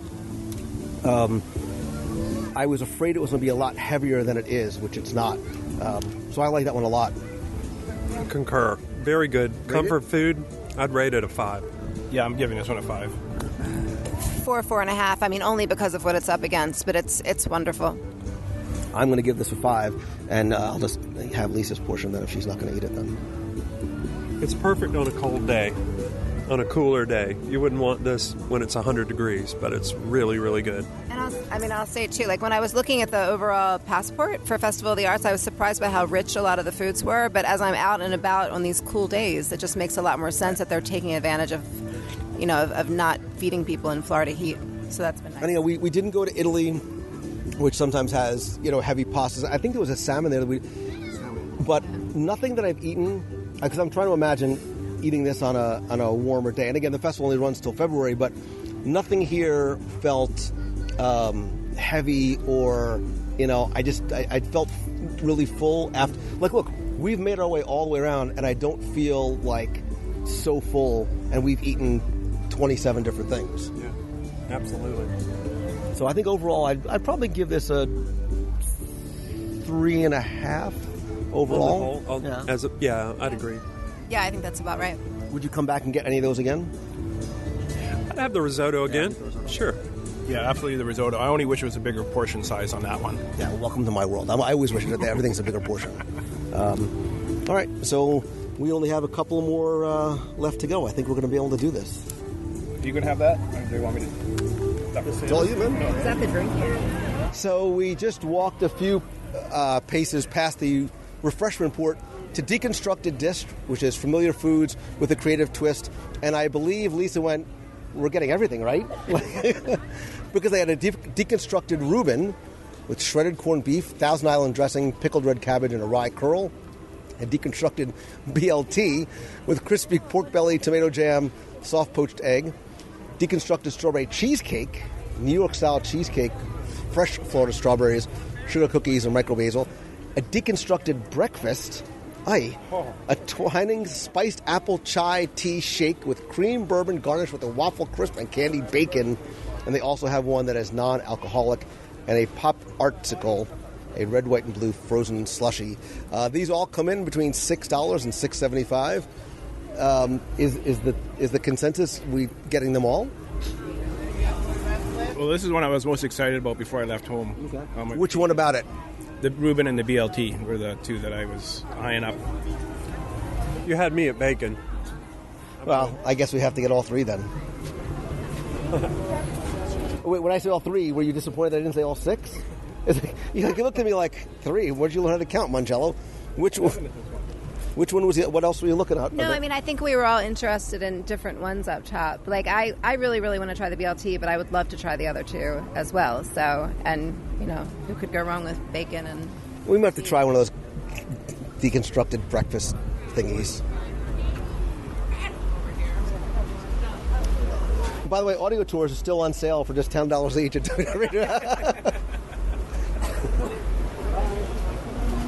Don't judge me. I won't, I promise. But I would like a deconstructed Reuben, please. Okay. And a deconstructed BLT, please. Got it. And a deconstructed strawberry cheesecake, please. Got it. And that's it. Why would I judge you for that? Look at me. Oh, we're sharing these? Oh, then I'll meet. Okay. All right, so before we even dig into any of these things, first things first, presentation's beautiful. Kenneth is digging into he said, let's do breakfast first because the BLT is a slab of crispy pork belly, tomato jam with a soft poached egg. I think you have to break that egg. Yeah, it's going to run. Oh, look at that. You guys all right with that? Yeah. Oh, it's not. It's over. not. It's No, over. What do you? Oh, it's like soft. It's like a medium. Medium soft. Medium. Yeah. Beautiful. Absolutely beautiful. And don't pull that like what you did before, which I can only cut it into 3 pieces. There's clearly enough for... I mean, that's a big piece of... Pork belly on there, yeah. Slab. I so want that little burnt piece right there at the end. We call that in the South. We call that outside brown. I'll go outside brown all day That's a barbecue term. with a little bit of egg and that tomato jam on top. Who daddy?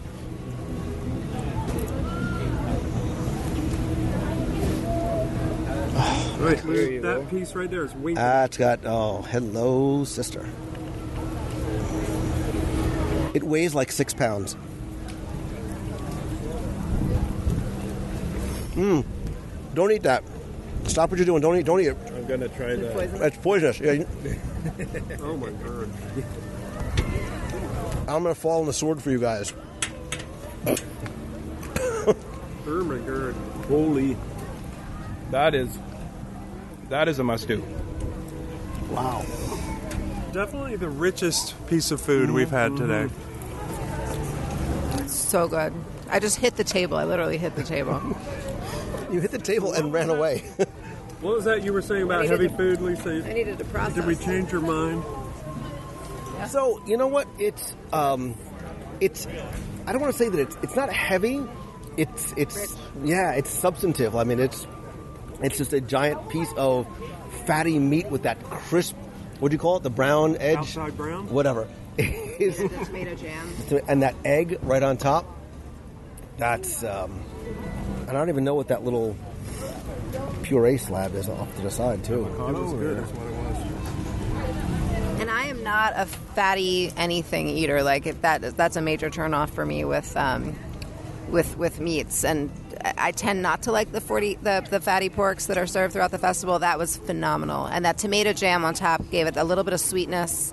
And I'm always impressed when somebody can mass produce a perfectly poached egg. That was That egg was nice. It was just sort of jiggly up on top, and then you broke it, and it was sort of cooked medium. And I think the fatty part wasn't off-putting because it was well cooked. So I think it was a textural thing, but I thought that was phenomenal. Yeah, that soft poached egg, I was expecting it to really leak all over when Kenneth cut it, and no, it was amazing. And that's a really big piece of pork belly you get too. That was, it was delicious. Fives all around. Fives all around. Yeah.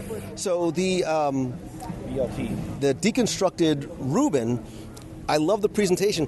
It looks like a pile of shredded corned beef that's going through a Stargate. Right, like that's exactly what it's going through, some interdimensional portal. There you go. But a lot of meat. It's a lot of meat there. That's like a full-on sandwich size slab of meat. And I was surprised because there's more meat on this than what's displayed in the picture. Usually it's the other way around. So I don't remember what the prices on these were. Let me just see if I can find. Okay, so they're $6.75 and $6.50 each. That's a great value. Which is that's value. a really good value. They could actually serve this in Pandora and would fit right in. It would take a long time for them to prepare it because they put a lot of time into putting each dollop of, I'm guessing that's mustard. But I love that little pickled red cabbage. So just grab your fork, folks, and just take it. Stargate thing, is it like a little pastry? Yeah, so that's Rye. is that rye? Right? It's a rye curl. It has to be for a Reuben, right? Yeah.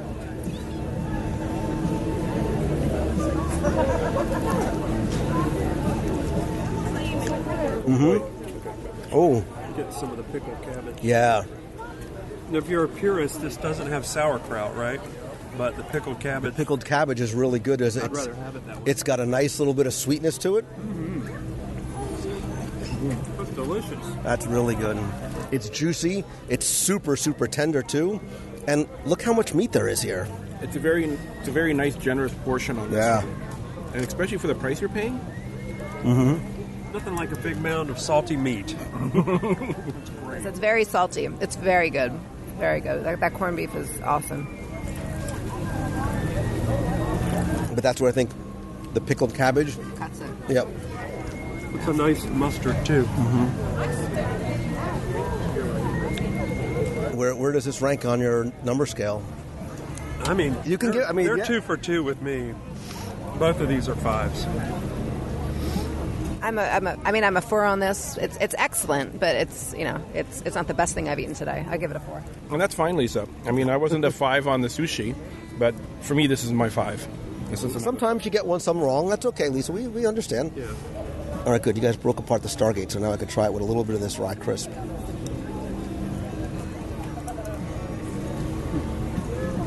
I have to bring my wife back for this. She loves Reubens. I believe this will be her favorite. That's a good 4.5 right there. All right, now dig into your deconstructed strawberry cheesecake, which again I'll post photos on the WDW Radio website. But it's broken down into 3 or 4 little triangular sugar cookies, the whipped New York cheesecake in the middle, and then some fresh strawberries.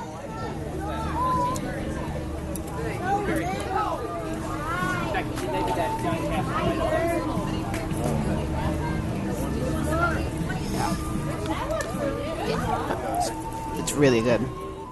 Yeah, that's some creamy. It's not quite the firmness of a cheesecake. It almost has like a whipped, like not an icing, but almost an icing consistency. And it says whipped. It's whipped New York cheesecake. But it's that cheesecake, ingredient and taste, and that's.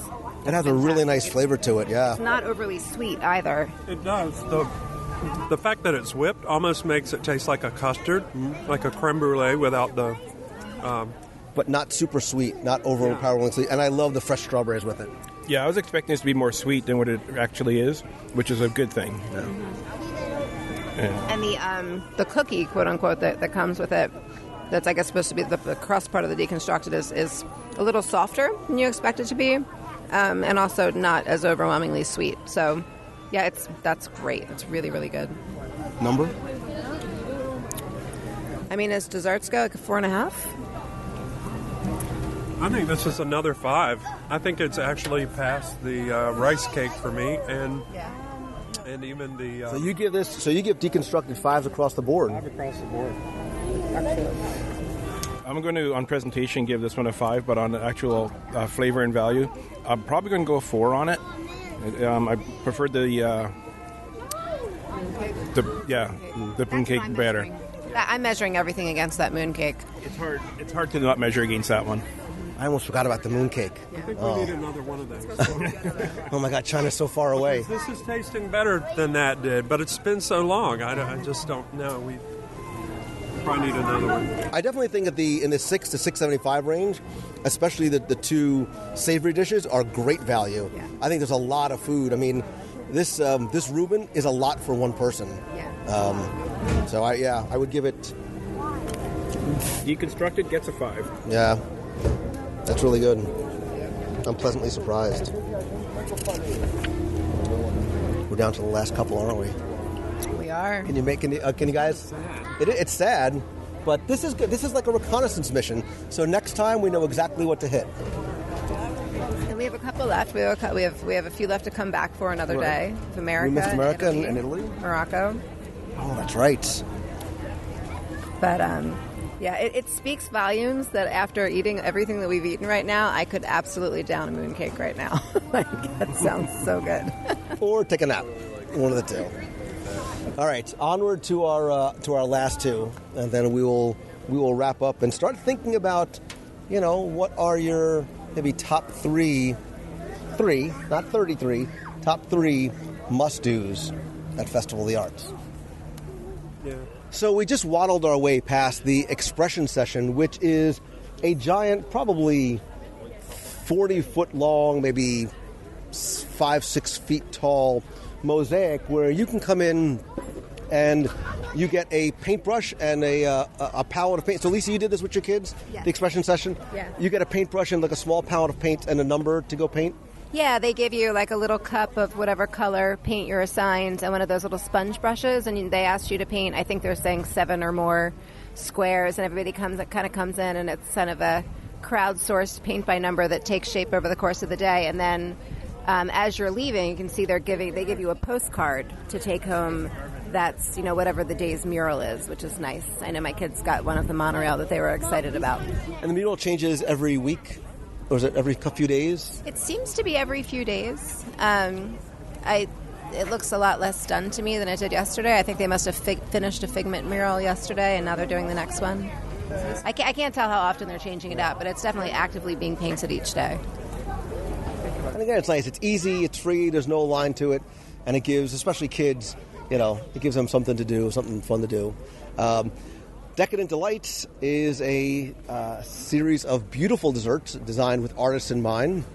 There is a white chocolate and purple sweet potato mousse with caramel coconut and maple meringue at $6.50. A s'mores tart, a chocolate caramel mousse bar with flavored meringue kisses and passion fruit sauce, and the Artist Palette jumbo chocolate chip cookie, which is basically a giant chocolate chip cookie that's made to look like an artist palette. That you can paint, and then there's a number of sweet ports and stouts and moscatos as well. Have you guys had any of these desserts at all? No, I haven't had any of them. Is anything, because we have one more kiosk to go, is anything here jumping out at you, or? I'm not a huge chocolate eater, personally. I mean, if somebody wanted to try something, I'd take a taste, but we're just feeling a little more selective at this point. Yeah, I think I want to just give myself a little bit of a buffer just in case there's something good at the last one. If I was to get anything here, it would probably be the white chocolate and purple sweet potato mousse. Me too. With the caramel coconut and maple meringue. I'm just curious how the sweet potato and the coconut and stuff would play off each other. But let's make our way to our last kiosk. And I know the fear is starting to creep in as you have to come down to what are going to be your top three, not three-ish, top three, not actual marketplaces, but individual menu items.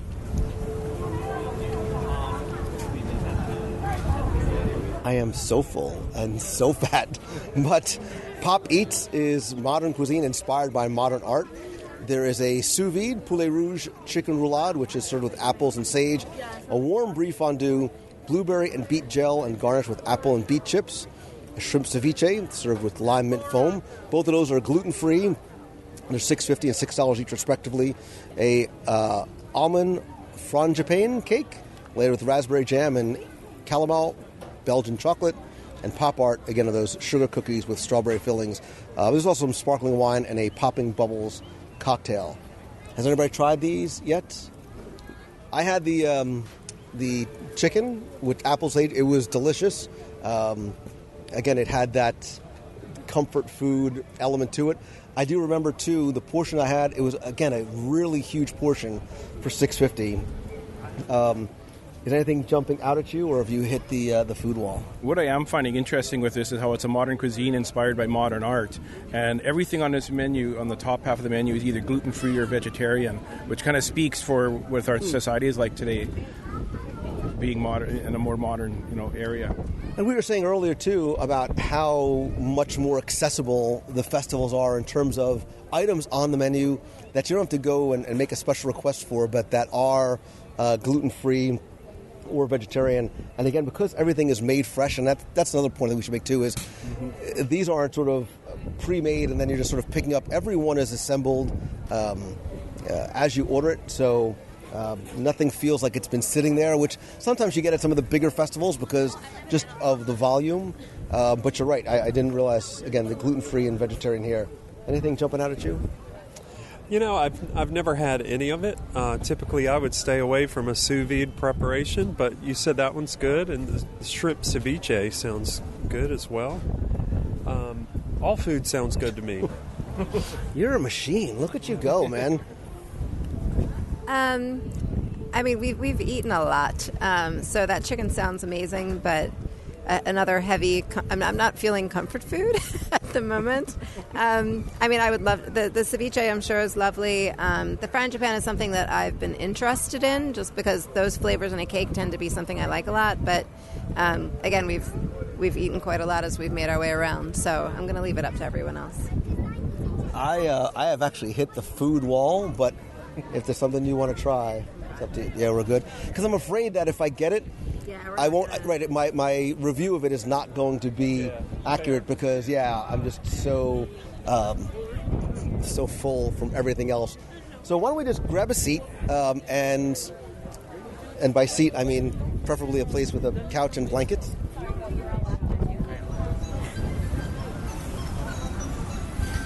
Now, the way we approached the Festival of the Arts today, kids, don't try this at home. We are trained professionals. I don't necessarily recommend trying to hit every single kiosk in one day, although I understand if you're on vacation, that might be all that you have, which is part of the reason why we did a preliminary review for you to maybe point out some of the things that we felt were highlights to help you so you're not waddling out of Epcot the way we are about to be. What were maybe your top three or your top one or two or your best savory and sweet items that you found at this year's festival? So my top three were obviously the chirashi sushi in Japan is an easy home run for me. The red wine braised beef short rib in Germany, the Cuisine Classique stand, was another another winner for me. That Corvino was great too, but the short rib was number one there. And then I've got to say that mooncake in China was wonderful. And such a nice surprise. My honorable mention is the deconstructed BLT, for sure. But those are my top 3 plus 1. Yeah. Kenneth? Yeah, I think the best piece of food that I put in my mouth today was obviously the red wine braised short rib over in Germany. But a very close second would be that big piece of pork belly, which was the deconstructed BLT. Both of those were delicious. My favorite dessert was probably the deconstructed cheesecake, but a very close second to that, and I might even rate it higher because it was such an unexpected hidden gem, would be the mooncake over in China. Stan Solo? Yeah, I'm having a hard time deciding between the 2 deconstructed dishes, the deconstructed Reuben and deconstructed BLT. So I'm going to make those 2 my 1 and 2. And then the braised short ribs would be my number 3. And the honorable mention to the rice with the wild mushrooms. And as far as desserts go, I'd have to agree the coconut panda rice cake was such a pleasant surprise. Yeah. It's something you have to check out when you come here. Well, the interesting and I think nicely, and I think telling thing is that there's a lot of overlap on our lists. The offerings in Japan were my favorite, far and away. I was just impressed with every aspect of the Takumi table. The chirashi sushi probably is my favorite item overall in terms of quality and presentation. You get that little tapioca pudding dessert with it. Even we wanted to take the plate home. If you want to talk about the again, we didn't have a lot of the paired beers or cocktails or wines, but that sake and again that collectible thing was I just overall I think it was just an excellent experience. I have to agree with you guys on the short ribs in Germany. All that fish was delicious too, and the mooncake in China. Again, it was not overly sweet. It wasn't heavy. It had a very unusual but delicious flavor to it. And I think all the things that we picked too, for the most part, were also great values. There's definitely a spectrum in terms of not quality, but amount of food that you get for certain price points. Some things I think were certainly better values than others. But I think all those, and Stan's not a sushi guy, and he even liked Japan. So I think I think Japan and Germany, yeah. Great value. Yeah. That was incredible value. And that smoked salmon tartare with the little caviar on top is something special too. Yeah, and there was nothing that I found that was really super. Oh, the pork belly was good too. I forgot about that. It was sold 9 minutes ago. And don't forget what we started off with, those little appetizers of the... how do we forget the croissant donuts, too? Donuts. Okay, so day 1, this would be my top 3, and then I'll have a day 2 top 3. And I think that's why, at the end of the day, we've been eating so much that we forget, and I think some of the later things maybe suffer because we were so impressed with stuff early on. So overall, how does this festival rank for you? Do you like having these festivals? Would you rather have? Let me ask you this: do you like having these individual themed festivals, or would you prefer just to have marketplace kiosks out on the promenade all year long? I like especially being a local. I think having the changes and the different themes and and menu offerings throughout the year is great. I think it keeps the chefs being inventive. I'm sure it's challenging for them to come up with new things that are sort of a good mix of authentic and nouveau throughout the course of the year. But no, I love the different festivals. It definitely keeps the park more crowded than some of us might be used to. But it's worth it. It's worth it. Yeah, I'd agree. I really like the theme festivals. And, being here today, I realized at several points I like this one better than any of the others, including food and wine. I think what I love about this is it is a much more family-friendly environment than food and wine would be, with the crowds and a lot more drinking going on. But this one had a lot more opportunity to engage children, and the crowds were thinner, and there weren't as many kiosks. I really like the pace of this one. And I can kind of speak for the people that don't come out as often as they would like. Then that if you come out only in the summer and you're only here for food and wine, it's a nice change to, I know it's hard when you have your kids in school to get out, to come out in January for something like this, but it's something special. It's a bonus to your vacation if you can make it out during this time. And whether it's Flower Garden, Food and Wine, or the Festival of the Arts, it's like an add to your vacation. Yeah, what I like about this one, Kenneth, to your point, is I think it is very, very family friendly. I like the fact that there is a lot more, not just to see, but to do in terms of interactivity, no longer just sort of passive viewing experiences. There's stuff for kids to do, adults to do. Even for kids, if mom and dad want to walk around and eat and have some cocktails, they can do the scavenger hunts. They can do some of the mosaic. They can do, they can run around with their they can do the rubs. They can try and get the stickers. So it becomes equally fun for them as it does the parents. I think what we're going to see from here, I expect to bleed over into Flower and Garden, which is coming up next, in terms of enhancing some of what they are already doing there. I love Flower and Garden because I think it's just such a beautiful time of year to be here, and I love what they do with the plantings. I was talking to one of the horticulture managers about some of the things that are going to be coming this year. I'm excited to see that. But I think Festival of the Arts, if something you've never done before, even if you don't consider yourself a patron of the arts, you don't care about the Broadway stuff, I think you will be pleasantly surprised. I think that's what this is full of. I think there's a lot of neat little surprises here, both culinary and otherwise.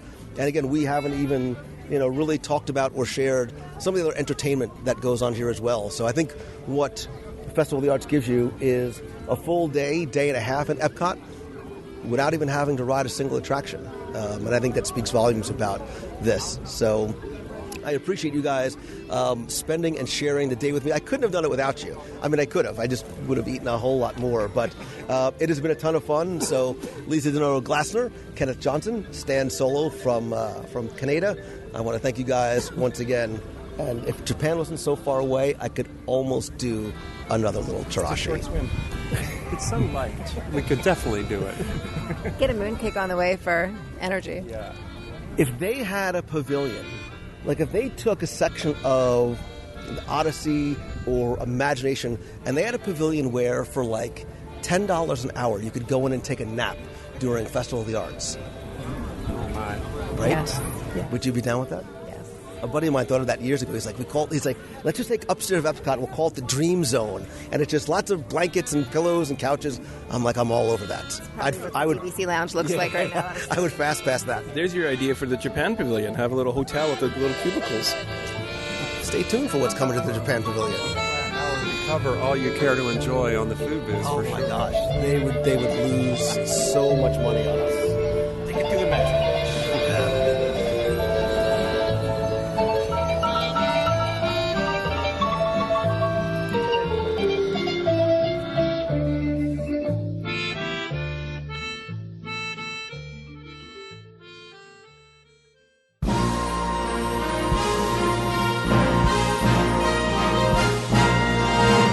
It's time for our Walt Disney World Trivia Question of the Week, where I invite you to test your knowledge of Walt Disney World's history or see how well you pay attention to the details, sometimes in what you see, sometimes in what you hear. If you think you know the answer, you can enter via our online form for a chance to win a Disney prize package. Before we get to this week's question, we're going to go back, review last week's, and select our winner. So last week we were talking about the Maharaja Jungle Trek, I think an often overlooked, yet one of my favorite attractions in not just Disney's Animal Kingdom, but really all of the Disney World parks. There, on this sort of self-guided walking tour, you can see so many different animals that are native to Southeast Asia. There's bats and tigers and Komodo dragons, lots of exotic birds. But your question last week was to tell me, what about Maharaja itself? Because Maharaja is a Sanskrit title that means what? Thanks to all of you who entered and for some of the very creative and funny entries.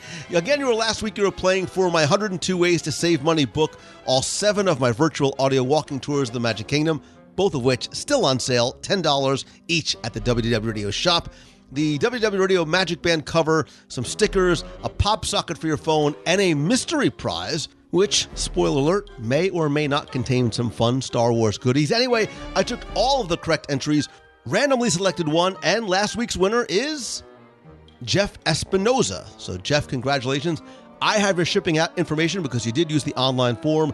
If you played last week and didn't win, don't worry about it, because here's your next chance to enter in this week's Walt Disney World Trivia Challenge. So I was thinking this week about celebrity cameos in so many Walt Disney World attractions, current, some that are extinct, and one of my favorites was Tim Curry in the Extraterrestrial Alien Encounter, where he took on the role of the excess robot known as SIR, or Simulated Intelligence Robotics. Now, he actually was not the first to voice that robot. In fact, he replaced an actor in the role of SIR after the attraction was closed for a refurb not long after it first opened in Walt Disney World. So that's your question this week. Tell me, what actor did Tim Curry replace as the role of SIR in the Extraterrestrial Alien Encounter in Walt Disney World's Magic Kingdom? You have until Sunday, February 11th, to go to WDWRadio.com, click on this week's podcast. There you'll find the online entry form. And again, you're going to play for the book, the audio tours, the Magic Band cover, the stickers, the pop socket, which is not available in stores. And I'm going to give you another mystery prize. So good luck and have fun.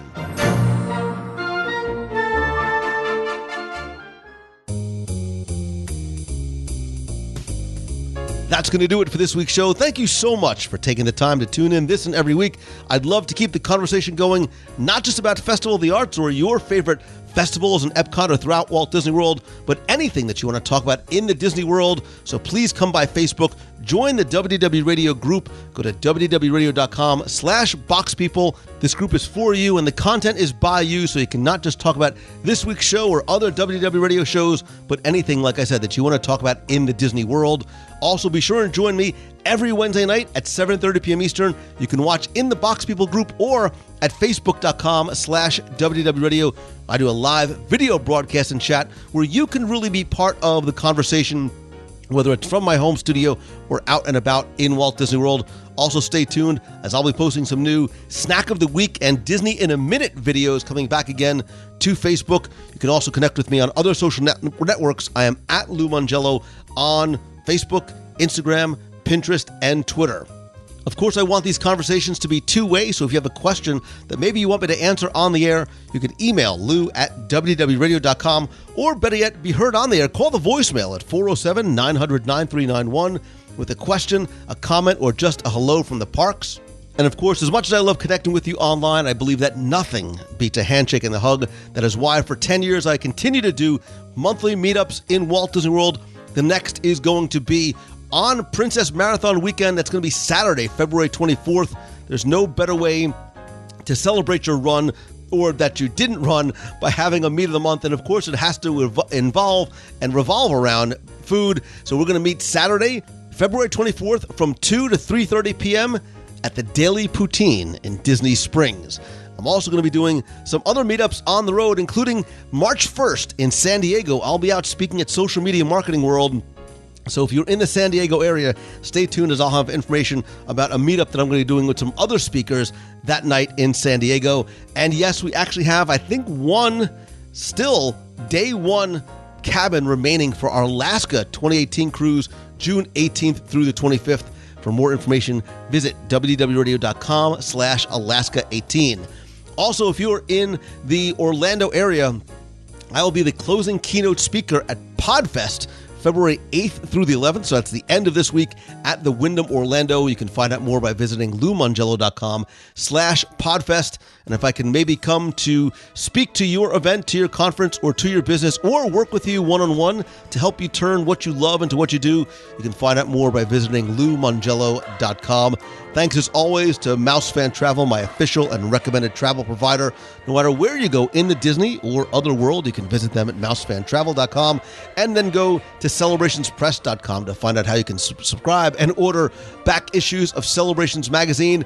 Quick thanks as always to all the members of the growing WDW Radio Nation family, including some members who've been with me since the very beginning for more than 2 years, like Timothy Martin, Nick Slate, Brian and Brittany Becker, Katie Haynes, John and Elaine Tevens and Matt Rankin. I really appreciate every single one of you. And to find out how not only you can help the show, but get exclusive rewards every month, take part in our monthly scavenger hunts, group video calls, monthly care packages from Walt Disney World and more, you can visit wdwradio.com/support. And don't forget that a portion of your proceeds do go to our Dream Team project to benefit the Make-A-Wish Foundation of America. And as always, my friend, and you are my friend, if you like the show, all I ask is that you please help spread the word. That's how our WDW Radio family will continue to grow. So tweet out that you're listening to this week's show, include a link, share it, even better yet, over on Facebook. And if you can, take just 30 seconds to rate and review the show over on iTunes. Thanks to you, we have nearly 1,500 five-star reviews. I want to thank some recent reviewers like Hama112, who says, I love this podcast. Lou has an amazing amount of knowledge of Disney, both past and present. His podcasts bring great energy and enthusiasm to whatever the topic may be. His guests only add to the enjoyment of the podcast. Lou's a great interviewer and does his homework when interviewing anyone. That comes from being a lawyer. Lou will inspire you to make the move to Disney World, and I have a show about that coming soon, and create a new life in Orlando. Ted Flint, all the way from Australia. I think that's so awesome, says, this is a fun listen. I won't even bother trying to do an Australian accent. He says, Lou transforms his love of Walt Disney World into a lively podcast with fellow Disney fans and the occasional Disney legend to discuss park news, trivia, and history. It's a great way to prepare for your first or next trip to Walt Disney World, but it's also a way to recapture the feeling of being in the parks at home. Lou's passion is evident in the content he presents and also in the community of like-minded fans he's created. Hips6257, he says, this is better than any information website. So if you have any doubts on anything, just go through Lou's library of podcasts. You're sure to find out about anything that you're looking for. The information you get from Lou is better than a brochure since it's coming from a true Disney fan. Keep up the great work, and I can't wait to hear your next 500. Thank you so much, Hips, and everybody else who has rated and reviewed the show. Again, you can search for it on iTunes or just go to wdwradio.com/iTunes. It'll take you right there. And finally, and most importantly, I want to say thank you to you individually for taking the time to tune in, for the love and the support that you give me, whether you email, connect with me on social, or just the fact that you have listened this far. I am so fortunate and grateful and mindful every single day that I am surrounded by people like you. You, by being here, have made my life so much better. And that's what you need to do too, right? You need to surround yourself with good people, the right people, right? Seek out those people who can fan your flames and continue to make you better. And collectively, you will all be much, much happier, I promise you. And I hope that this is your best week ever. Thank you again. I'll see you next week. Hopefully, I'll see you in the box live Wednesday night. So until next time, see ya. Hi, Lou. It's Joe from Florida. I'm stuck here in Washington for a couple of years, but nonetheless, I just got done listening to your episode 453, 10 Reasons to Go Solo at Disney World. I know we're throwing it back a lot of episodes, but this is a big one for me because I love going to Disney alone. And there are several reasons, because not only can I do whatever I want, but that's the main thing. I can do whatever I want. Every time I went alone, I had a different challenge. So one trip will be, how many shows can I see instead of rides? Or I would go and see I would count out how many people have a certain attribute or trait that I'm looking for that day. Or I would just go around and slowly walk around and observe and look for things I've never seen before. I would read all the windows on top of Main Street. Or I'd go down and I'd ride all the boat rides and look for little hidden things in the background that I didn't see. I could do whatever I want, and I don't have to worry about pleasing other people. And that's one of the biggest things, is because Disney is such a great place for me, and it's where I close myself off from the world. So I know I'm throwing it back a while, but I love the show, and I'm a huge fan. Thank you for listening. Hi, Lou. This is Erin Vieira. My daughter, Lila, and I just wanted to give you a call. It's a very late call. We should have called way earlier. Just to tell you about a little incident. Part of the reason why I love Disney. Back in June, we were at the parks, Magic Kingdom. My daughter had sprained her ankle, was in a wheelchair. We were a little late getting to go see the fireworks because we got stuck on a Haunted Mansion. It was a lot of drama going on. But we couldn't find a spot to watch the, the castle and the show. My daughter was pretty upset.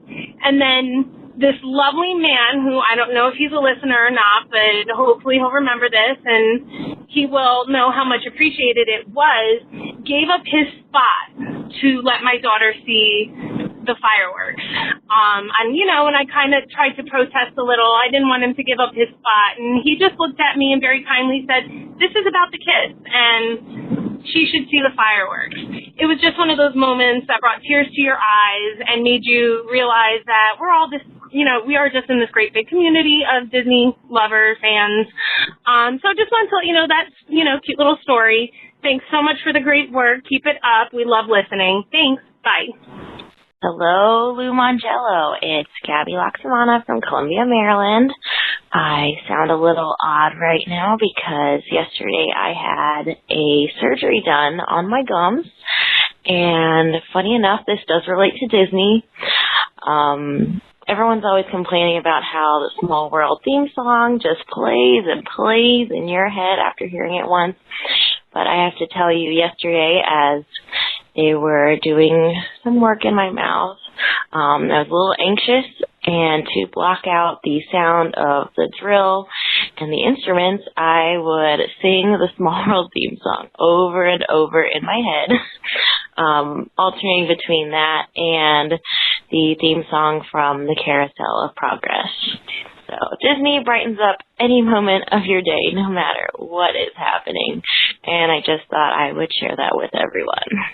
Alrighty, everyone have a magical week, and I will talk to you guys later.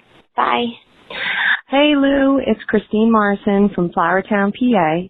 I'm calling in this morning. I have been binge listening to the show since I discovered it back in June, and I am on episode 344, which was from 2013, things that we are thankful for in Disney World. So I'm going to pull a Tim Foster here and say this is a little bit of a go with me, and it might be something that, in a roundabout way, you are thankful for also. I am thankful for a person who introduced me to Disney, created my love of Disney, who I see in the parks quite often, would call this person and they'd be roaming around the park. This person moved to Florida to be closer to Disney, and that would be my father. He raised me on Disney. I used to watch Mickey Mouse Club and Spin and Marty, and then I can't even remember the name of it, but it was a short with Annette Funicello and how she was the new girl in town, and it was awesome, and I loved it. He introduced me to all the old movies. We used to watch Wonderful World of Disney together, and he really sparked my love of Disney. And without him, I wouldn't know you. I wouldn't know WDW Radio. I wouldn't have this awesome community that I'm a part of with the Black people. And my dad goes to Disney every year, several times a year, loves it. Every time we go, I'm in. I don't care if I have to mortgage my house, I'm going. He's been 4 times already this year and loves it. And my brother and my sister and I all love it because of him. So that is my person that I'm thankful for at Walt Disney World. You have a wonderful week. It's a balmy 25 degrees here in Pennsylvania. Hopefully it's warmer there, but it is sunny, so I'm thankful for that. Have a great day. Bye-bye. You've got a friend in me.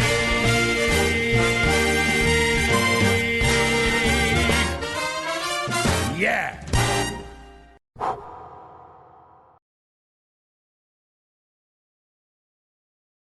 I know what that is. Oh, Sandy Plankin saw one. He said it was called a butt. Wow, that's a pretty big butt.